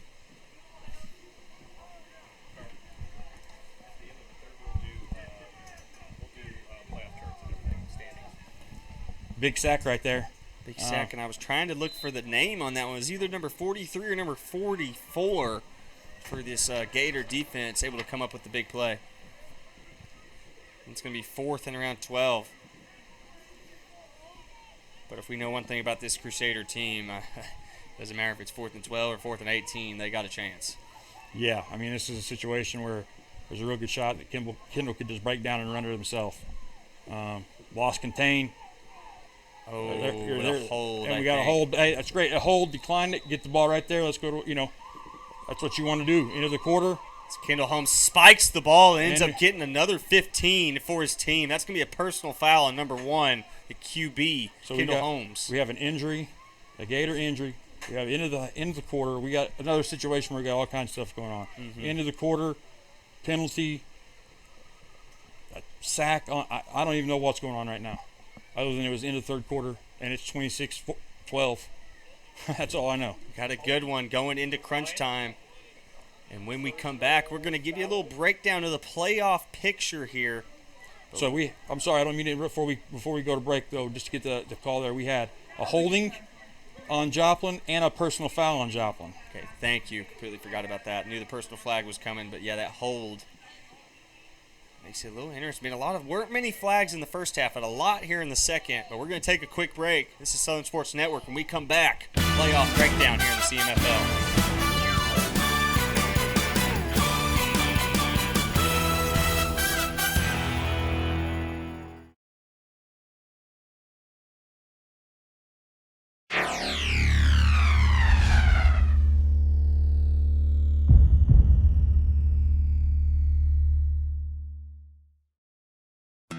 Since 1941, the Dickey's family has been smoking the very best quality meats, low and slow, for 14 hours every day.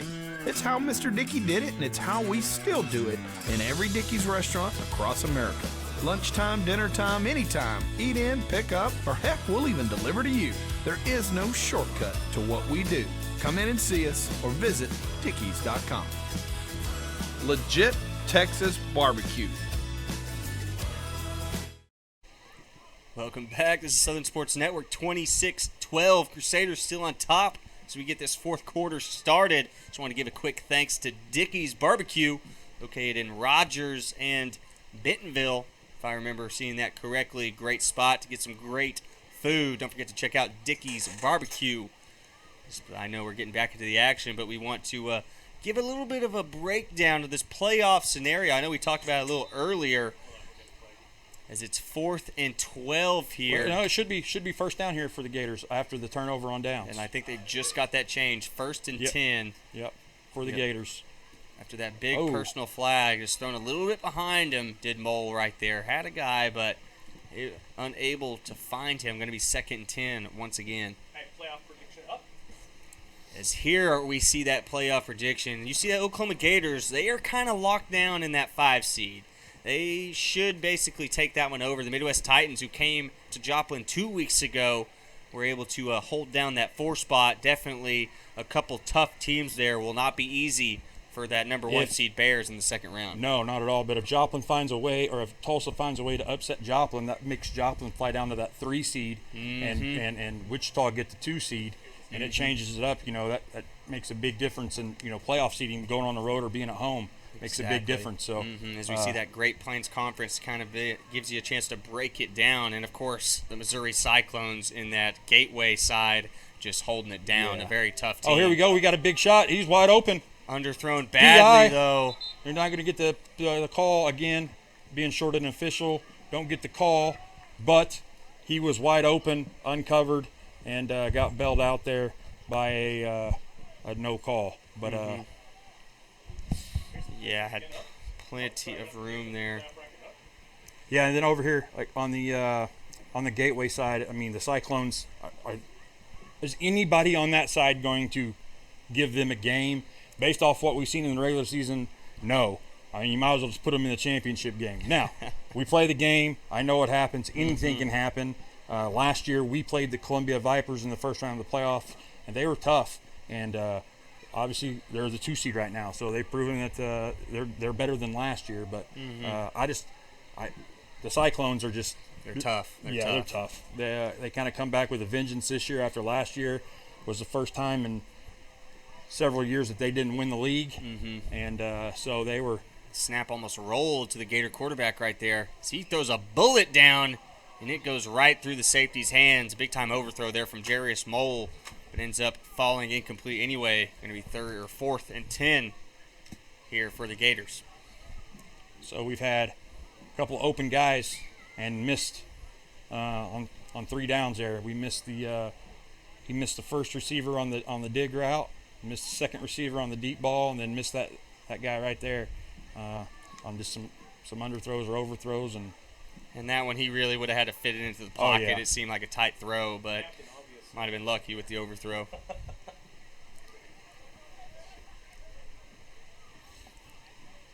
4th down here.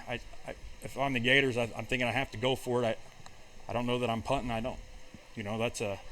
If I run a punt team out, I'm thinking that that's just more more chance for error. You can't show weakness, Gary. That's right. Punting is weak. That's Just right. kidding. Tell that to Matt Ariza, the Kansas City Chiefs punter. He punts it about 65 yards every time. And now we got a penalty. That's what do we got another here? Piece of laundry. Delay a game on the offense. That's going to be a quick 5 yards, make this 4th and 15. Here's my question on delay of game. Obviously, again, it goes back to the fundamentals of these officials. Okay, if the quarterback, if the white hat is doing the play clock, okay, and he's behind the quarterback, how's the quarterback going to know the play clock situation unless he's talking to him? And if he's talking to him, then the quarterback's just dumb for not snapping it.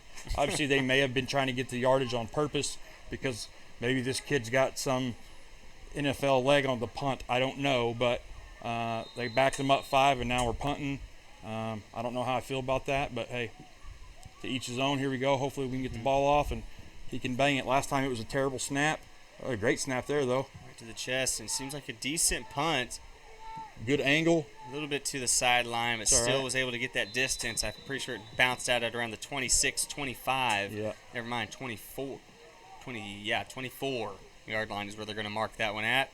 We're going to take a quick break. 14-22 left here in the 4th. Still 26-12. Kind of a tale of two halves here. I'm Carter Randolph alongside Gary Joyce, the Southern Sports Network.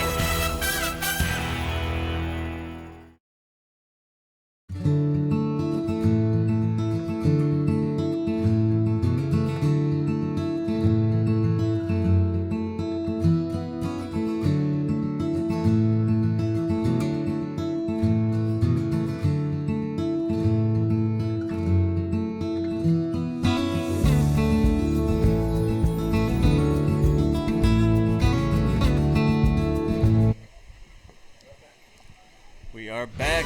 Carter Randolph alongside Gary Joyce, Southern Sports Network. It is 1st and about 18. 1st and almost 20 here, so a long way to go for the Crusaders. Not yet. It's still 1st and 10. Oh, 1st and 10, sorry. That's right. It's first play after the punt there, Carter. Carter, now they just shot off some fireworks off in the distance, and Carter's probably watching those fireworks, dreaming of the long last love of his life. Exactly. And, I can still kind of see that rainbow off in the distance. He's daydreaming or night dreaming at this point now between the fireworks and the lightning and the rainbows and all that There's stuff. a loss of yardage. I meant 2nd and 11. Yeah, there we That's go. what I meant There to we say go. the whole time. There we go. Yeah, we're in good shape. Exactly. Crusaders finally looking to start to try and kill this clock. Get out of here with this W. Elliot Hawkins looking to rotate out to that slot position. Went with the hard count. Didn't get anybody to make contact. How are we doing? Oh, then we got a false start.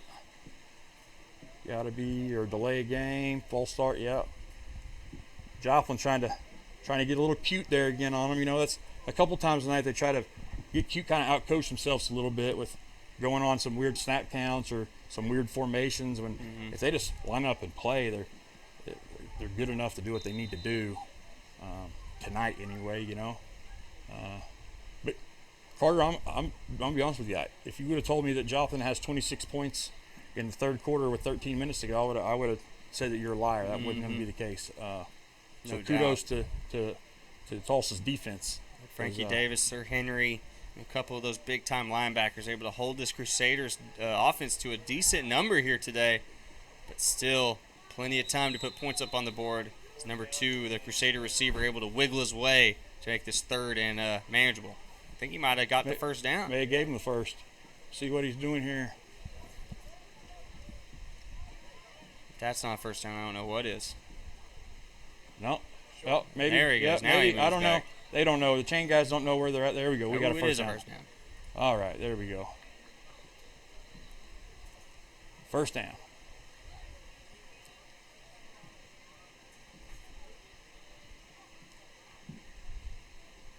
Oh, Dangerous right there. throw there from Ooh. Kendall Holmes. Number 27. Isaiah Davis, I believe. Isaiah Lewis. Isaiah able Lewis. to almost undercut that one. What a play there from number 27. Isaiah, he is a special athlete. He played defensive line at Bixby. Okay, And if you've seen, he's a linebacker. He's not the biggest guy in the world. He was actually coached by one of my guys, a good friend of mine anyway. We moved him to linebacker last year when he came out, and he's a whole new football player. He's athletic, as you've seen right there. That was big time. If he picks that, he's gone. Great kid too. Looks like the Gators going to try and bring the heat. Nope, they end up falling back. Elliot run. Hawkins making the white jerseys bounce off him, still going. There you go, got tackle up high. That's Sir Henry, who's the one that's finally able to get him down. You got a D lineman that's got to take his big butt down. It's two white jerseys plus Sir Henry is what it takes to get old Elliot Hawkins down. My goodness. Yeah, I mean that's tough, man. That's especially late in the game. If you're a defender going against Joplin, and it's in the fourth quarter, your legs are wore out, your shoulders are hurting. You don't want him to get the football. It's kind of, you don't know if you want to chase Kendall or get ran over by Elliott. It's just, I don't know what I want to do at this point. Pick your poison type of situation. Which, again, makes Joplin good. That's why their offense scores a lot of points. Packing the box again is this Gators defense. No movement on the hard count. Almost a high snap. Kendall Quarterback Holmes run. Able to stay Right on his down. feet. Cuts it back. It gets lit up, and the helmet goes flying. Kendall Holmes able to get up and point his fist forward. That's a first down. Look at this replay. He takes a big hit. Oh, you saw that helmet flying immediately. Boom. Boom. And that was number Hunter Hamilton, I believe, the middle linebacker here for that Gator defense. Austin Romine, maybe, number 51. Yeah, I'll have to get another. Not sure who that was. That number. Anyway, whoever it was, they brought it. It was a Love good the job. Gators jerseys, but we need help on those numbers. Yeah, they're kind of small. It's tough to see. Yeah, and it's like they're smaller than normal or something. I don't know. But yeah, whoever it was, they brought the wood. But Kendall was able to get up and get the first down, which is what mattered in that situation. But if I'm Sam Sturgis, and that's my quarterback in this situation, the last regular season game of the year, I'm probably talking to Kendall about not doing that too often. Exactly. I'm telling him, we can slide as a QB, right? Yeah, it's just fine. Okay? I know we don't like each other in this game, but in this situation with what we got coming up, it's okay. It's okay for you just to go down.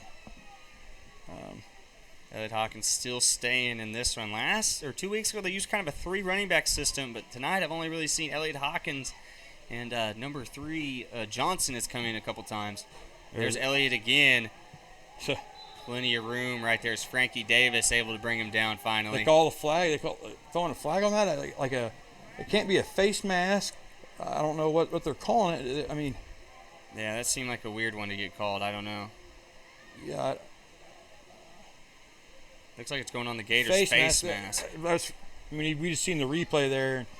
I'm not saying that Frankie Davis is above ever getting a face mask, but he was behind him. He literally jumped on Elliott's back. That's how he made the tackle. He jumped on his back. So I don't know how it's a face mask, but hey, here we go. I think these officials, I don't know. I'm going to keep my comments to myself. I may get fined. Mr. Dotson may fine me for talking bad about the officials. So I better keep my comments to myself. No. With that being said, we do need officials. So if you're listening to this and you're watching this and you want to be involved in sports and you don't know what to do, man, especially in the state of Oklahoma, is in terrible need of officials, man. Get involved, please. It's getting bad out there. It's getting harder and harder for kids to play games because lack of officials. And it's happening because us as parents, if you're a parent, act right with officials. You're running them off. Good tackle there from Frankie Davis. Able to bring down Elliot Hawkins for about a 1-yard gain. Frankie's going to have like that deep basketball player, the defensive stat line, where he's got like 15 rebounds and 10 blocks. He's got 15 tackles, 2 for loss, 3 pancakes from playing on the O-line. He's just a little bit of everything. Frankie, man, getting after it. Mahomes looking downfield, has number 80 open. It's a little bit too far. He was looking for Devin Harris, wide receiver / DB. Had a step. Just a little too far there from Kendall Holmes. Joplin had a big step. Number 77 was 15 yards down the field blocking linebacker there, which I think is why they threw the flag. Yeah, they did okay. Illegal man downfield. Yeah, it's kind of obvious. RPOs, which I think that kind of was. It happens. If the quarterback doesn't make the first read and throw the ball, you'll get linemen downfield because they're blocking a run play, so it happens. Take that chance. Make it third down and around 20 here. Second. Well, it looks like second now due to the penalty, I think, yeah. I think so. Second. Downfield has a guy open in the middle. It's Tajon Curry. As he gets lit up almost immediately. Got the first. Able to push it for that first down as he gets up flexing on the guy who tackled him. That was a good throw and catch, but I don't know. Safety did a great job on the tackle. I don't know what else you expected that safety to do. That was a good job. Good play call there from Sam Sturgis. Great ball by Kendall. Great route. Good football play. I want to give a little special shout out to our camera person tonight. It's my lovely wife, Sharon Joyce, a.k.a. Mama Joyce. If you played for us, you know who she is. She took care of us. She was the real boss of the team. Again, there I am working for Southern Sports, and she's taking care of us again by running the camera. So, special shout out to the camera operator tonight. That's right. She's doing a fantastic job. All those years of working for a head football coach comes in handy every once in a while. She knows how to film, knows how to tape ankles, knows how to do all that good stuff. So second and goal here on the 6-yard line on the Crusaders, trying to put this one out of reach with just under 7:20 to go. Flips it to number 2, and he's wide open. So that was a nice little play design right there. It was kind of like another little triple option. So they had to sniffer. They had 2 back in, and they faked a little dive with Elliott. Kendall attacks it like he's going to actually run the option, and then floats it over the top for a touchdown on the pass. So that was a great play call, a great play design, and honestly, a touchdown that puts this out of reach. I think it kind of ends the game. This is a 20-point ball game now, just about to be the 7-minute mark here in the fourth. I mean, it'd take a collapse or a miracle, I would say. And hey, crazier things have happened. We've seen the Gators score quick. One play 70 yards earlier in the night. It could happen again. This time they get the 2-point conversion to fall. Nice fade route as Kendall Holmes finds number 80, Devin Harris, for the 2-point completion. Just a simple little fade route. Just gets that cornerback kind of shifted towards the inside, breaks outside, and it's just easy peasy. Just got to make the throw. Separation, yep. Dropped it right in the bucket. Kendall Holmes does just that, and it makes it 34-12 here in Joplin at Fred G. Hughes Stadium. Missouri Southern State University Lions. Always a pleasure, always very grateful for them letting us use their stadium. We love this place. Yeah, I've a little hot in here, but we don't mind. So I started in semi-pro. The first year I played was 2003. Okay, so I was one of the. I'm saying this to say that some of the facilities that I have been blessed with playing and or coaching in over the years is quite remarkable. But this facility has always been the top, if not the top, one of the top 3 that I've ever played in. I mean, it's a Division I AA football college stadium. You know what I mean? Like I don't know what more you could ask. The environment's great. Now I will say, back when Joplin played at Joplin High, back when they were the mid-2000s, when they were just turning over championships like hotcakes, and that place would get packed and rowdy, that was a really hard place to come play them because they actually had a real home field advantage due to the crowd and everything. That's one thing you don't really get here. It's so big. You really don't get like a crowd advantage. But it is a great facility. And I know the playing surface is fantastic. And shoot, my first time up in a booth, and it's pretty cool being up here too. So nice kick by number 12 for the Crusaders as the Gators try and get a decent return here, and he's still on his feet as the return man. Isaiah Chapman still going. It's past the 50, past the 45. Makes it to about the 42, 43 in Crusader territory. Isaiah has done a great job. Every time Isaiah Chapman's touched the ball tonight, he's made something positive happen. From the running back position, from the receiver position, wherever it's been, he's made something happen. Return game, whatever. He's done a great job tonight. Just playing fast, playing hard. Mm-hmm. Isaiah Chapman hasn't had too many holes tonight, but when he has seen one, he's taken full advantage of it. And that time, as the return man, able to push it back for about a 40-yard return, give his Gators a fighting chance here with 7 minutes left here in the fourth. Yeah, we got 7:01. Looks like the official's trying to get the clock to start, waiting on the clock operator to get that thing going. But it's not working, and he's trying. There we go.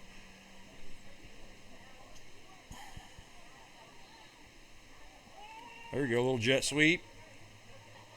Oh, who was that? Nice little shifty move. Isaiah Chapman again. Telling you, making positive things happen. Nice little cut, little juke, cut up the jet sweep. That was beautiful. Yeah, here we go with the replay. Man, he got in there. Oh, nice little move. Hey, positive little football play, man. I know the Gators need to have plays like that as a consistent thing for them. Like that kind of needs to be their offensive prowess, if you will. Just like Mole just a little bit underthrown on that one. Had a guy open, but just receiver cut it a little short. I think he's wanting that receiver to continue the route, and the receiver shut her down. I think he's seen T.J. Austin, number 32, standing in there at linebacker, and decided, maybe I don't want to go in there. We'll stay out here maybe a little bit.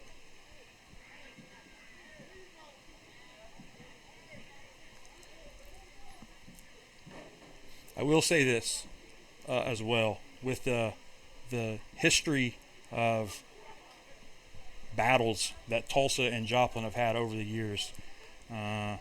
This game often has gotten really chippy and out of hand with the extra stuff, the fighting and the arguing and the pushing and shoving and personal fouls and things like that. I will say tonight, I'm glad to see both the teams not getting into that. We've seen a couple of personal fouls, but it was handled quickly and it didn't continue on. It ended right then. It didn't continue to be a problem. So that's always good to see. I enjoy things like that. So hopefully they continue the last 5 minutes doing the same thing. And I don't know why Mold didn't run there for the first down. He threw it. I thought he was going to, too. Plenty of green grass in front of him, but for the first. Well, we got fourth down. Timeout. Tulsa Gators Timeout, Tulsa. Take a quick timeout. Want to talk this one over. Big fourth down coming up. It's 34-12. Crusaders on top. 5:23 left. Start right off. Alongside Gary Joyce. Right back. Here to Joplin.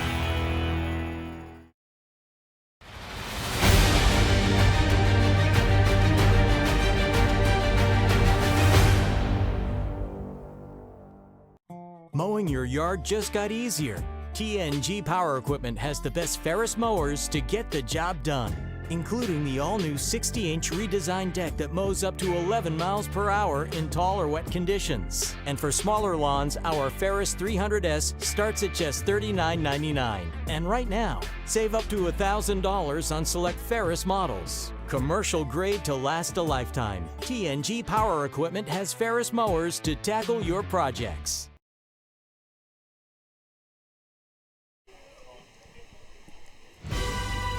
Back live.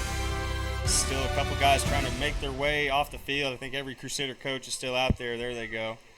The Gators are ready to go. 4th and 1.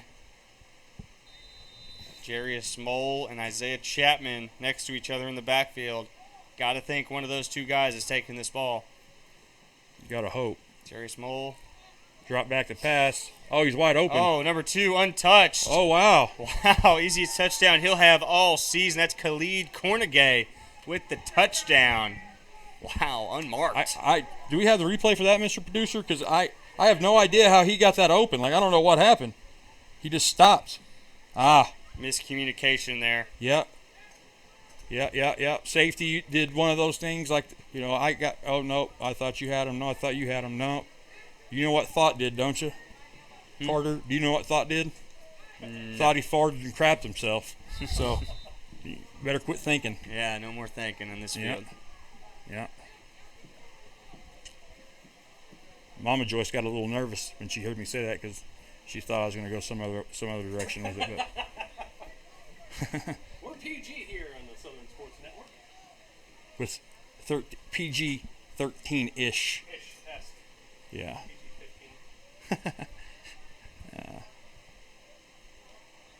Holy moly. Cole trying to get outside.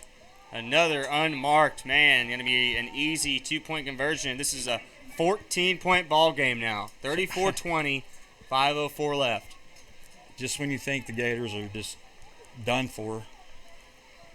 I mean, really, what did we just say when Joplin scored? Like, oh, that's pretty much the nail in the coffin. Mm-hmm.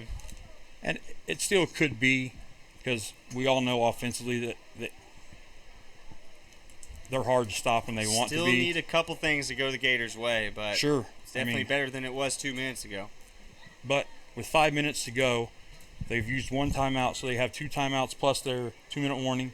The Gators have 1 timeout and a 2-minute warning. So they still have some opportunities to stop the clock. So if they get a stop here and happen to score, you would think that's going to be pretty close to the 2-minute warning. If Mm-hmm. Take a couple onside kicks here. Let's take another look at that playoff bracket. And, man, I'm really interested to see who's going to win the Falcons and the Eagles game, that wild card game in the Gateway Conference. It's kind of a pick 'em to me. I don't know where that one's going to go.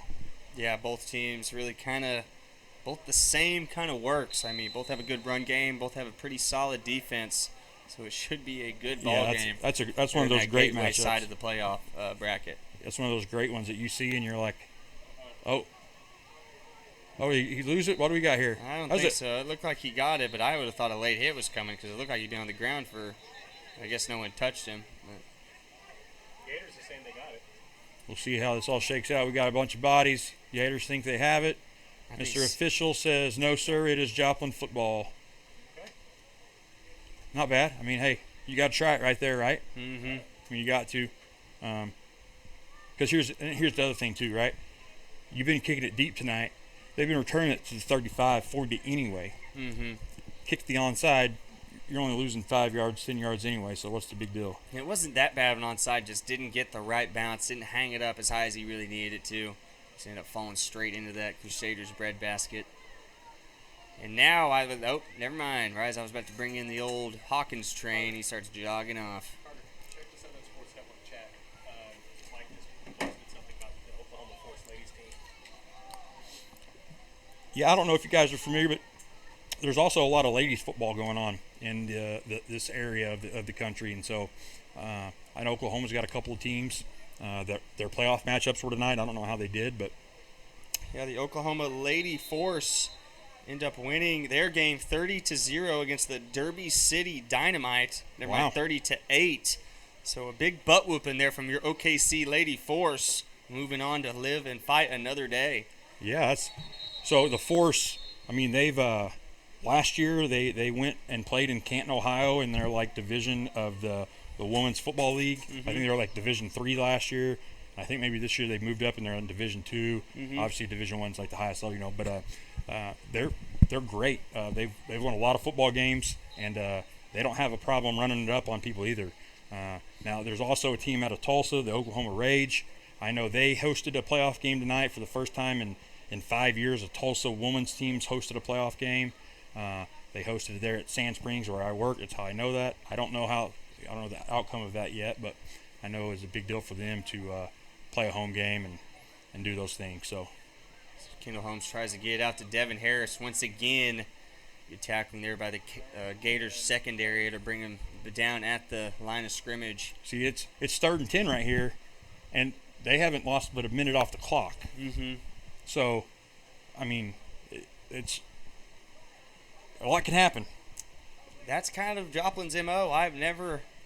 Every time you think they're going to kill clock, next thing you know, it's a 40-yard throw downfield. So right. They really keep you on your toes, Sam Sturgis and this Crusader Here's offense. the right. What they're going to do right now is they're probably going to throw a post to number 3 or number 6, and they're probably going to catch it and go for 40. Mhm. But it's 3rd and 10. If the Gators happen to get a stop, it's big right here. It's big stop right here, big down for the Gators right here.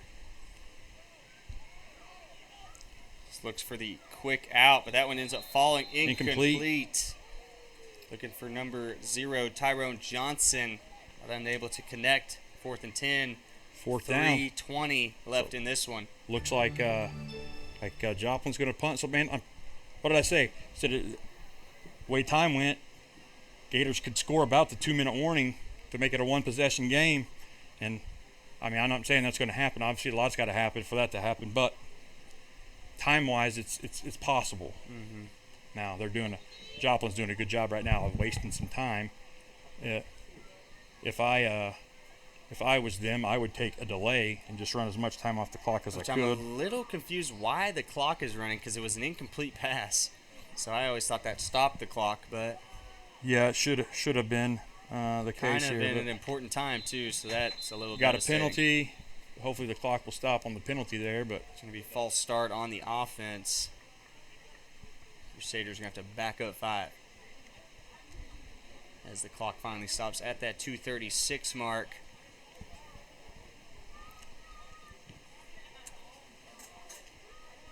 I think at this point right here, Carter, if I'm the Gators, I don't know what I have in my playbook, right? But I find a way to get after the punter. Like I send the house. I mean, if I get a 15-yard penalty, I get a 15-yard penalty. Mm-hmm. If they punt it and I get, I'm going to go get them. I'm going to pin my ears back and go get them right here. I think that's what I'm doing if I'm in this situation.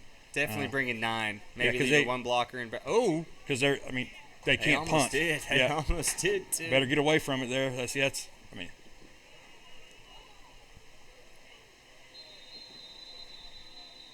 That was a 17-yard punt. Mm-hmm.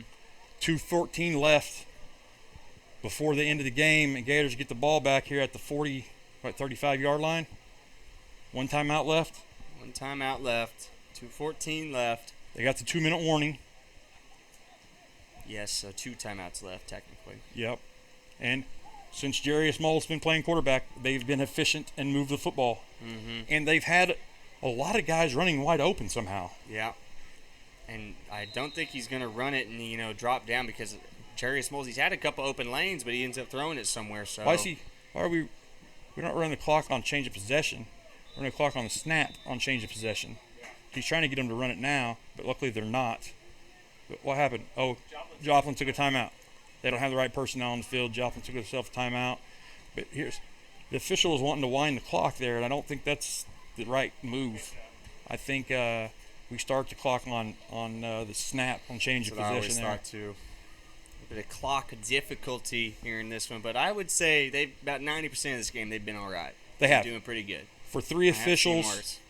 For 3 officials, those guys have actually done pretty well themselves. Oh, yeah, officials, man. One man short, that's all you can ask of them. Yeah, I'm telling you, if I'm a DB, I am a PI causing dude tonight, because I know I probably get away with a little bit of it, but nonetheless, they threw 1 penalty on some PI tonight, I think. Mm-hmm, just 1. Yeah. Pretty important one. It was. It's difficult, though, for those guys to see it, so I understand it, why they don't, which I would rather it be that way. Instead of overthrowing it, I'd rather them just be like, hey, it's some call I don't normally make, I'm just going to let them play, than, being overly aggressive throwing it. Oh, you know how it goes. The way PIs are working, I mean, you could call them both ways every single time you call one, you know, so it's all just someone's feel for it, which I feel like most of the time you give it in the offensive favor. Oh, they try to run a little trick play right here, and then he's going to throw it, but ends up throwing it right interception to number 15 for the Crusaders, Brendan Nelson, trying to bring this one back. They run a trick play that is unwarranted to throw the football. There's no reason in that situation to go ahead and throw the football. On the replay, you see there, like, just take the hit, get tackled.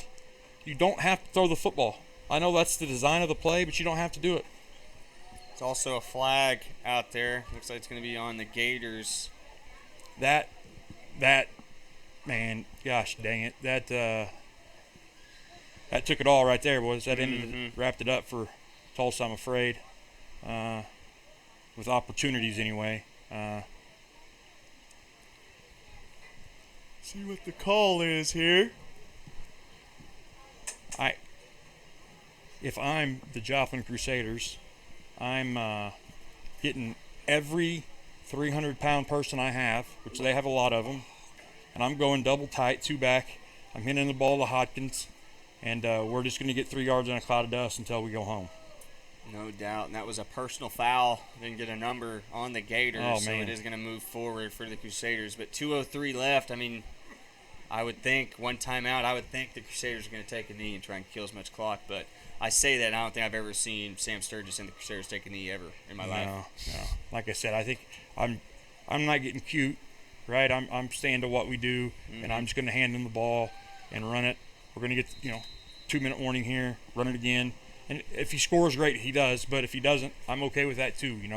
I'm nobody hurt. Motion into the backfield, running a little stretch play. Hands it to Tajon Curry, breaks through a little bit of a shoestring tackle, and it takes about 3 white jerseys to bring him down. 2-minute warning there. 2-minute warning should be happening, but there we go as it gets to 147. 2-minute warning. I like it. In this situation, you kind of want the clock to run a little bit now. So here it is, guys. This is the last regular season game, last regular season week. So playoffs, 7. They start 7:13. So we got 4th of July coming up, and then the following weekend, it's just playoff football in the CMFL. Man, some great matchups. The Gators, keep in mind, have went to the Titans and beat them at home. They went to Midwest, went to their house and beat them. So it's possible. They would cause another great Tulsa Oklahoma City matchup in the second round. Which I think it's either got to be between the Bears and the Cyclones here in this one. But you heard it here first, ladies and gentlemen. I got my money on the Joplin Crusaders. A little repeat action. Kendall Holmes seems to be the best of the bunch at quarterback for all 3 of those teams. So I'm going to take my chances with the good quarterback here in Joplin, Missouri. Here's my problem. I like the Bears, but here's my only concern with the Bears. And by the way, they're out in 3 back right now, which is beautiful, which is what I like to see. Pistol, going back to that NCAA 14 action. Nice tackle there from that backside linebacker, number 30, Jabez Viney. I don't know. They're kind of. It's a great deal where they have 2 really good quarterbacks, in Devin White and Garrett Griffith, right? So the problem is though, how do you manage both of them? Okay, it's tough, and they've done a great job. I know between the 2 of them, supposedly it's been sunshine and lollipops between the 2 of them. There's not been any issues. Tajon Curry with the big catch. Man, I said earlier, sure-handed as he rocks the baby. This one, if it wasn't over, it definitely is now. As pulled out the trick play to 20. As the Crusaders take back that 20-point lead and put this one out of reach. Ran the option pass. And I don't know if that was designed or not, based off of what everybody does. If you watch that replay, I think it was actually a run play, and he just happened to be there, so they threw it, and the line didn't go downfield, so hey, why not? It looked like that one had a good chance of being picked off, too. Is I would say lucky almost to have Tajon come down with that one. But I was saying, I don't know how Oklahoma City is going to continue to manage the 2 quarterback system. I know Cox, and I know he's more than capable of doing it, and I'm sure he'll do it and do a good job of it. But tries to hurdle this Tajon Curry, but I don't think he got it. No, he did not. I think here's my question with the Bears. When it comes down to it, 4th quarter, you got to get a drive to win the game. Who do you go to? But you know what I'm saying? Is it just, it's so-and-so's series, so it's his series? Or do you have a guy that, you know what I'm saying? Like, what happens in that situation? And I like to think you play the best man during the game. Someone's 10 for 13. Play the hot hand. The other guy's 6 for 12.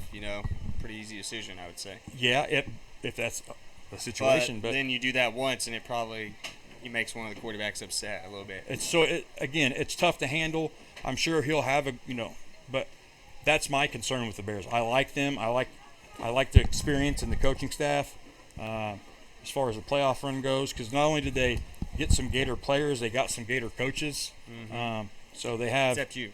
Yeah. I'm no offense to Kevin Cox and the Bears and those guys, but if I could not go play for the that work for the Bears. Hung up, Mr. Joyce. You're alongside me now up here in the booth. And the old school in me, I guess, is the Bears and Joplin and these guys. They're my rivals, so I could never go coach or play. Go work for them. Just out of that respect, I respect them too much to go work. I'd rather coach against them. But I know they're going to – I just like the Bears. I like their setup. I just don't know how that quarterback situation is going to work. But I like them down the stretch. I think they have more experience than Joplin does late in the year. So I want to go with Oklahoma City, which here's the deal. I know the Cyclones are going to get on. I'm probably giving us business right now because we're both picking teams from over here and not them. But hey, they need some bulletin board material. So Cyclones, there you go. Got some bulletin board material. Put it up. If they weren't angry, now they are. Got something to fight for now. Yeah, Cyclones, Crusaders, Bears, definitely 3 teams to watch, but don't count anybody else out because there's only 52 seconds left in this one. Crusaders about to come away with their 7th win of the season. And don't forget about Wichita.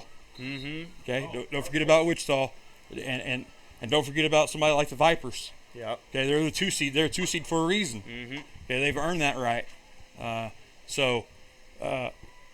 mean, Wichita's played everybody close. That second round game of Wichita here at Joplin, oof, man. It's a championship in its own right. That is a big time game for a second round playoff game. Big time game. I hope I'm able to come in attendance to that one.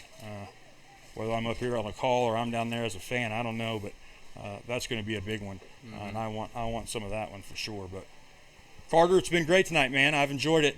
It's been fun. Yes, sir. Always a good time. Thank you, Gary, for joining us.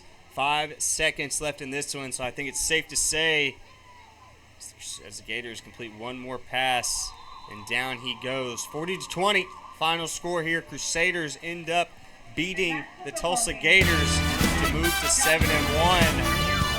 Tulsa Gators moved to 4-4 after this loss, but a good game here in Joplin, just like we expected. A little bit of back and forth. Would get out of reach, would get close, get out of reach again, but in the end, the Crusaders end up coming out on top. Thanks to Kendall Holmes, Tajon Curry, Elliott Hawkins, and all their big playmakers, Gary. Yeah, they're a little too much for this Gators team.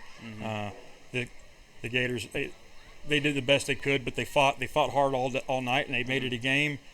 They just didn't have enough. They had hurt themselves with some dumb penalties and some things. But man, it was a great game. I loved it. I was glad to see it. I enjoyed it.